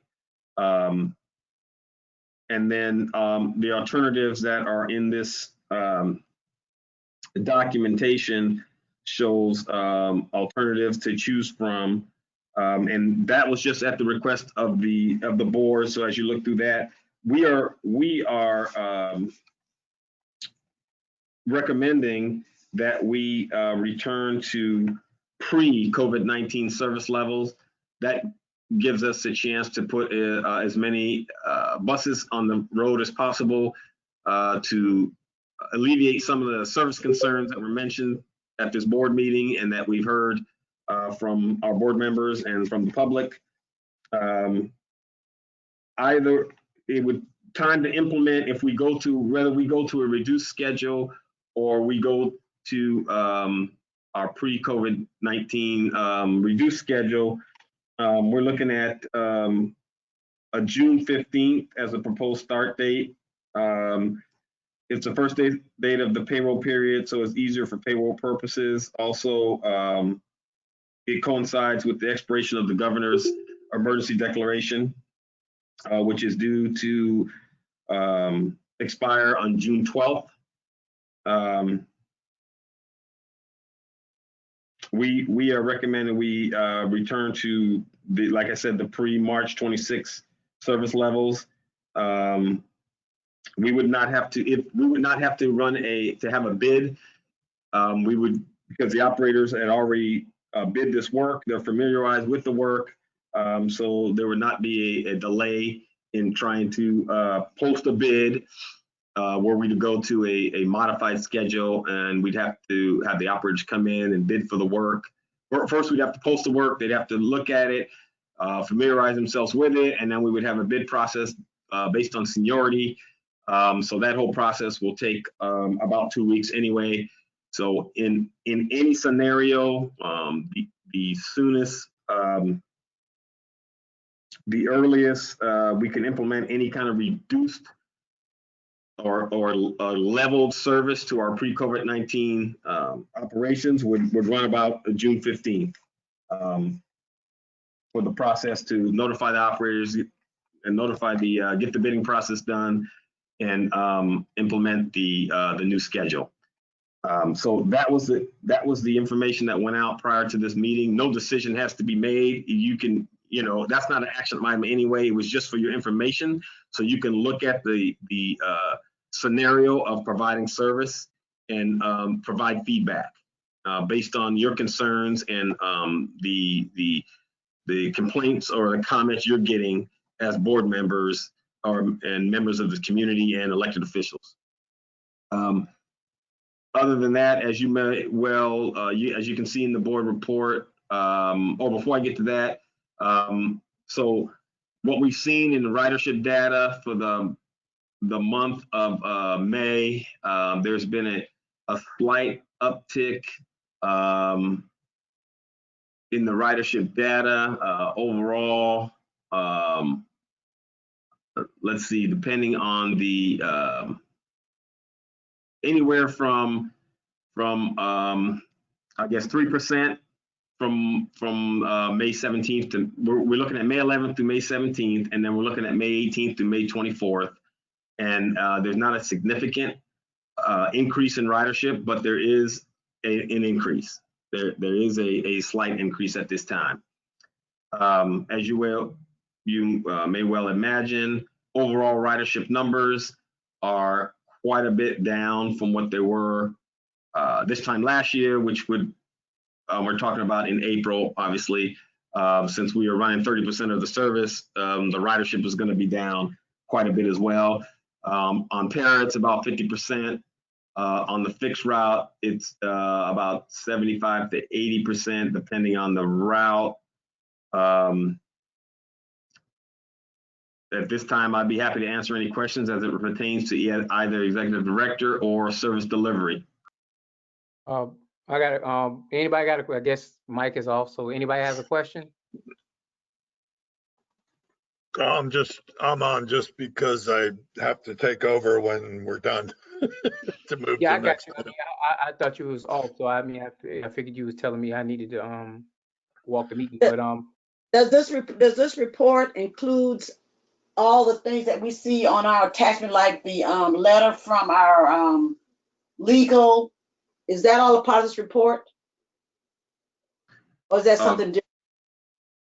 No, the report I was talking about was based on the request from the governance committee, Dr. Robinson, to see what a phased-in approach would look like and a time frame of implementing a phased-in operational approach. It was my understanding that was to allow.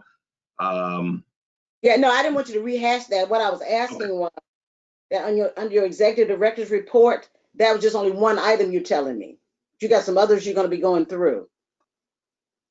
I kind of included, as far as the executive director's report, the numbers kind of stand for themselves. What I was trying to do, Dr. Robinson, is just give you some information about the phased-in service level that was requested through the governance committee, and then just give you some idea of what the numbers look like, or explain some of the numbers from April.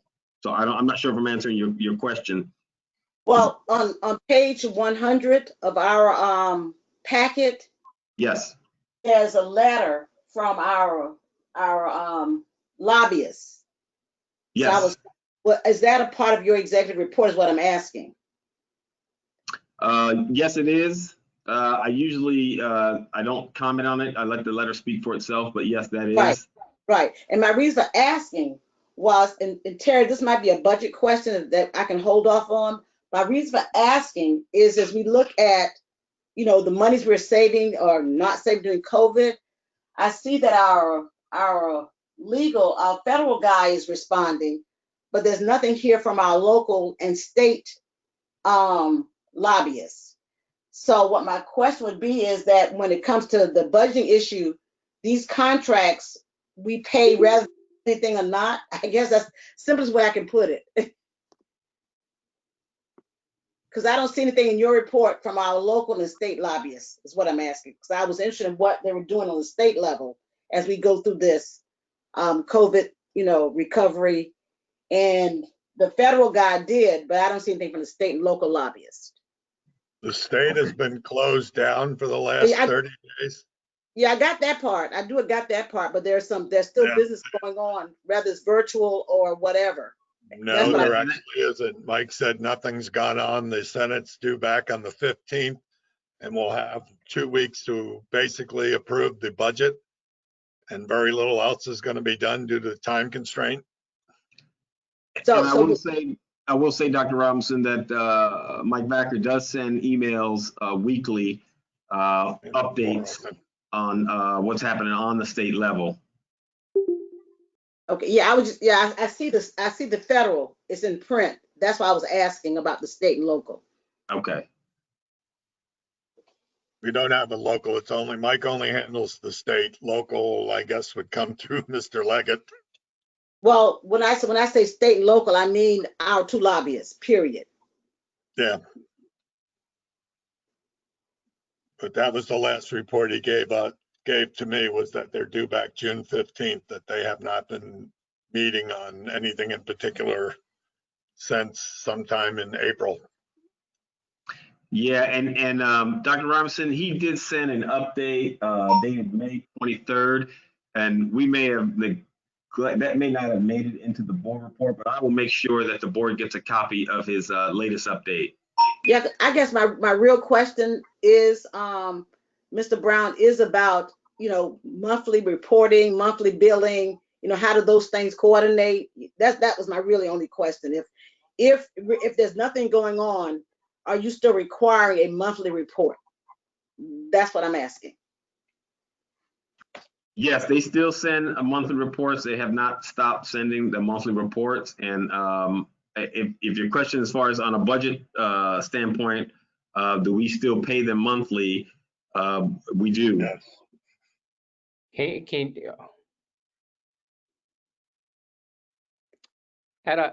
Mike, I guess the kind of piggyback off what Dr. Robinson is saying, at our budget meeting next week, can we please make sure we have both our federal and our state lobbyist contracts available, so we can so the new board members can understand how they get paid and what months they get paid and how all that's determined? Can we make sure we have that available at our budget workshop? Yes. I think part of that was also on the what Terry sent out on the different contracts. No. Paid monthly. Well, the answer Dr. Robinson's question, they got paid this month in this budget report, but I know we'll talk about that later on in the financial report. I just want to make sure that we look at the contracts, the RFP contracts that we set up and we voted on as a board on both the lobbyists, the state and the federal. But who's our current lobbyist? So we have Squire Patton Boggs for on the federal level, and we have the Vacker firm at the state level, Mike Vacker. How long before their contract come up? They are both, I think, this November. In October, November. Terry? Yes, the current contracts expire end of October, 1st of November. We sent RFP for board input. We delayed the release so the board could look at the scope. As soon as we get their input and finalize that scope, we intend to complete the RFP process for new government relations representation. I think that Terry, we need to try to, and Michael Brown, we need to try to stay ahead of this so we don't wait until close to that time for us to renew their contract. I think we need to try to have some conversation on that and some dialogue prior to the next couple of months. You may not have been part of the board when we brought the approval to release the procurement documents to the board, but that has already happened. And right now we are holding for board input. We've got the document ready to go. So in short order, we'll get the input on the scope and we'll get the RFP out. It is a 8 to 12 week process minimum.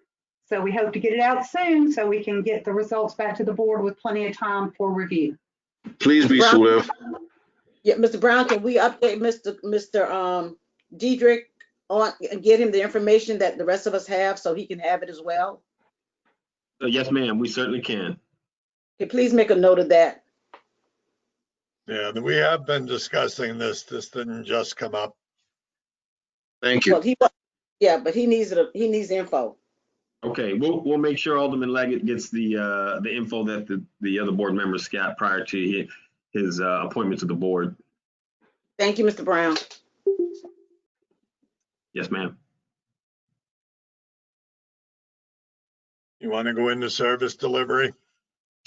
I kind of morphed them both together. So I'm pretty much done with service delivery unless there's any questions.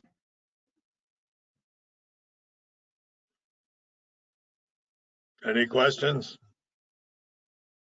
All right, let's move to system development.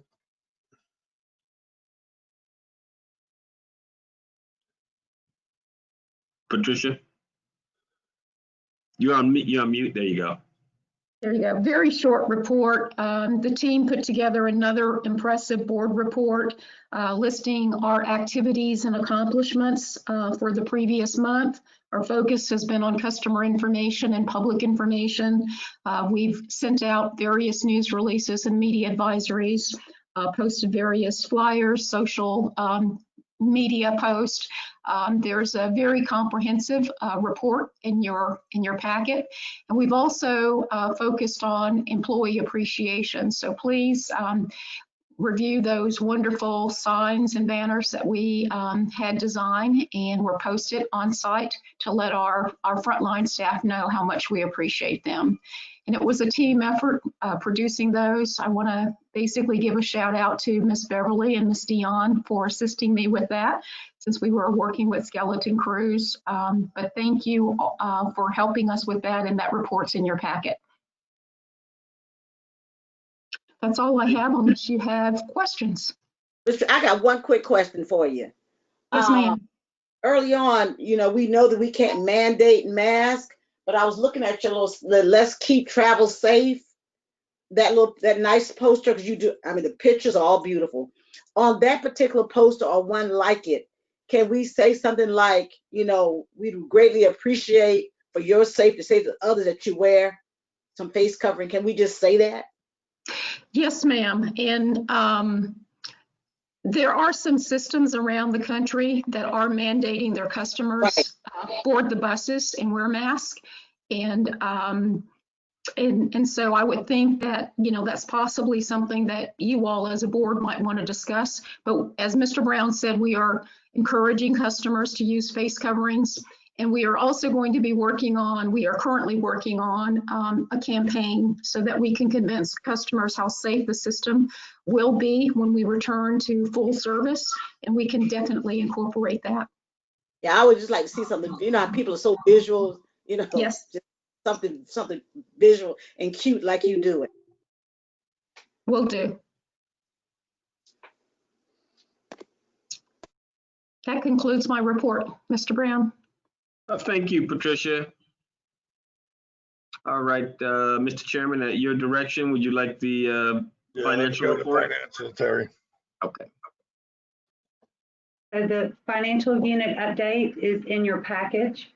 When you have a chance to look at the statement of revenues and expenditures from the operating fund, you will be able to see the numeric representation of our emergency measures by the omission of any revenue streams in for fixed route fares, and also for our agency service through SSU and the city Dodge shuttles. You can also see that in our expenditures as we show actual cost greater than planned for both wages and benefits, as we continue to pay premium wages for emergency response service, and of course, an increase in benefits as we make our employees whole for COVID-19 administrative cost. The bottom line shows about a $437,000 negative balance that was not planned, and that is directly attributable to those revenue and expense items I discussed. Year to date, we're still holding with a positive bottom line, and we have a few more months like this before we even and start looking at a negative bottom line. So if we can conclude this emergency response and come through some kind of plan to go back to requiring employees to come to work, we should be able to stay on track for fiscal year end June 30 ending. With that, I'll answer any questions you may have, but then turn that back over to Mr. Brown. The CARES Act, the $10.8 million, which was billions, $1 million that we allocated. Do we have any timeline of when that money is actually going to be in the bank for us to use? No, we don't have any concrete or succinct timeline. It will be before the end of the federal fiscal year, which is September 30th. We're hoping for sooner other than later. Unfortunately, with this process, there's no way to guess.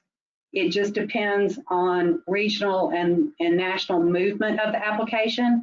But as soon as we have a potential date for access to that cash, we will communicate that to the board. The other question I had is we have specific grants that we are almost guaranteed to get that's included in this report.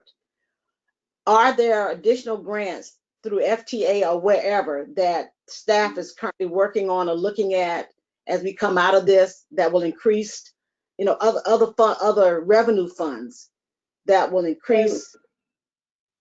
So what you're looking at right now is the operating fund. And with the normal FTA grants, there is a special rule that allows us to use 75% of our 5307, Section 5307 grant for operating purposes. The majority of the remaining grant opportunities are for capital projects. They're restricted to capital. So you don't see them as an operating revenue stream. You don't see them in the revenue and expenditures report for the operating fund. We are constantly monitoring all grant opportunities, and if anything else occurs that we are eligible to apply for, we'll do that.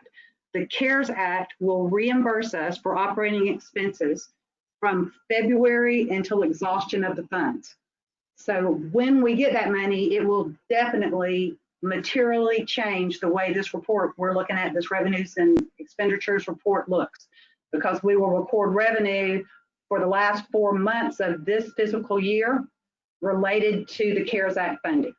Yeah, I'm more interested in what we do after all this is, I'm just saying, we know we got these grants coming, but are there additional, we need to find additional streams to increase our revenue base, is what I'm saying, because based on what the county is clear on how they feel about us as being financially stable, not to have to come back and ask, for contingency money. So knowing that in advance, I'm more about what can we do? What can we be looking at? Being more proactive going into 2021 to ensure that our financial status stays stable, by finding, with us finding other streams of revenue, like the FHWA, how much of that do we get? Can we get an increase? Can we lobby for more of that? You just see what I'm saying? I'm just saying. Yes, understood. Those grant opportunities are restricted for capital assistance outside of that one special rule. We can look for additional revenue streams, consistent revenue streams. The TransPlus, the state sales tax option is a couple that we've been looking at, and we monitor the grant landscape for any eligible projects.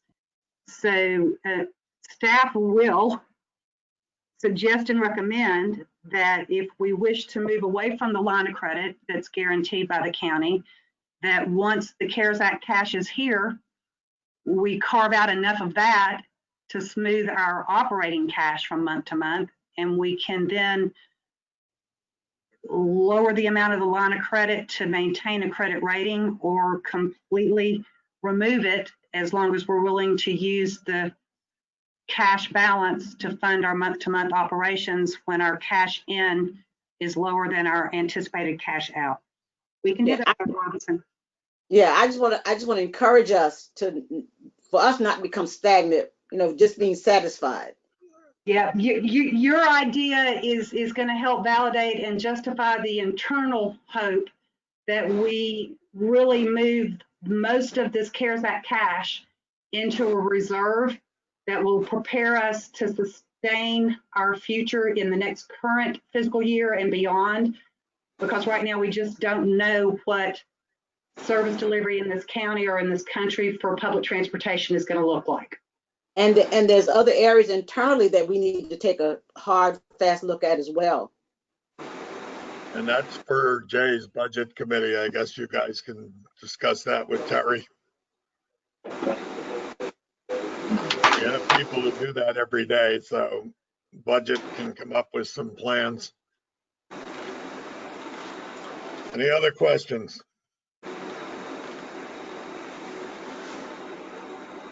I'm good. Thank you. All right, I'm going to need a motion for us to move into executive session. The first 10 minutes of which will be a break for anybody who needs one. I know I do. So Let's move. get the motion, and there will also be a, I got a first and second. All those in favor, we need a roll call vote.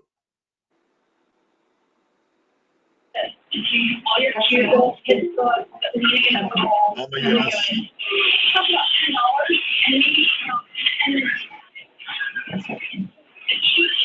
Okay.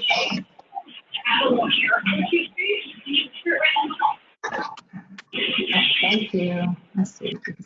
Beverly, are you taking the vote? I am. I was trying to clear out the background noise. Thank you. Chairman Okay. O'Halloran? I'm a yes, and I'm going to go off. Okay. Vice Chairman Jones? I'm yes. Mr. Cody? Yes. Mr. Emister? Yes. Mr. Leggett?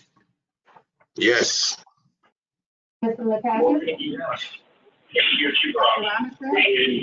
your file and the first of those three, and it's also Dr. Robinson? Stuff like that. Yes. Ms. Liddell? Yes. Ms. Stone? Yes. Thank you. Unanimous, Chairman. We can move into executive session. That's fine. He's off, Beverly. That works. No, I'm actually back because I have to Mr. Butler? make the motion that it passed. And I think we have to go to a new link, Beverly, to go Yes, into the yes. executive session. So we're going to have to sign off this one and go to the next one. Yes, sir, if you don't mind, please. I think Beverly's getting rid of us. Are we going to take a 10-minute break, Chairman? Yes, ma'am. All right, sounds good.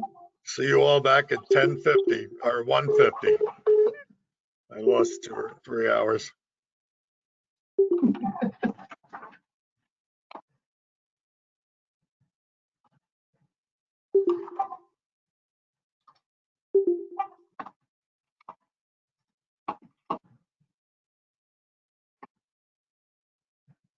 Those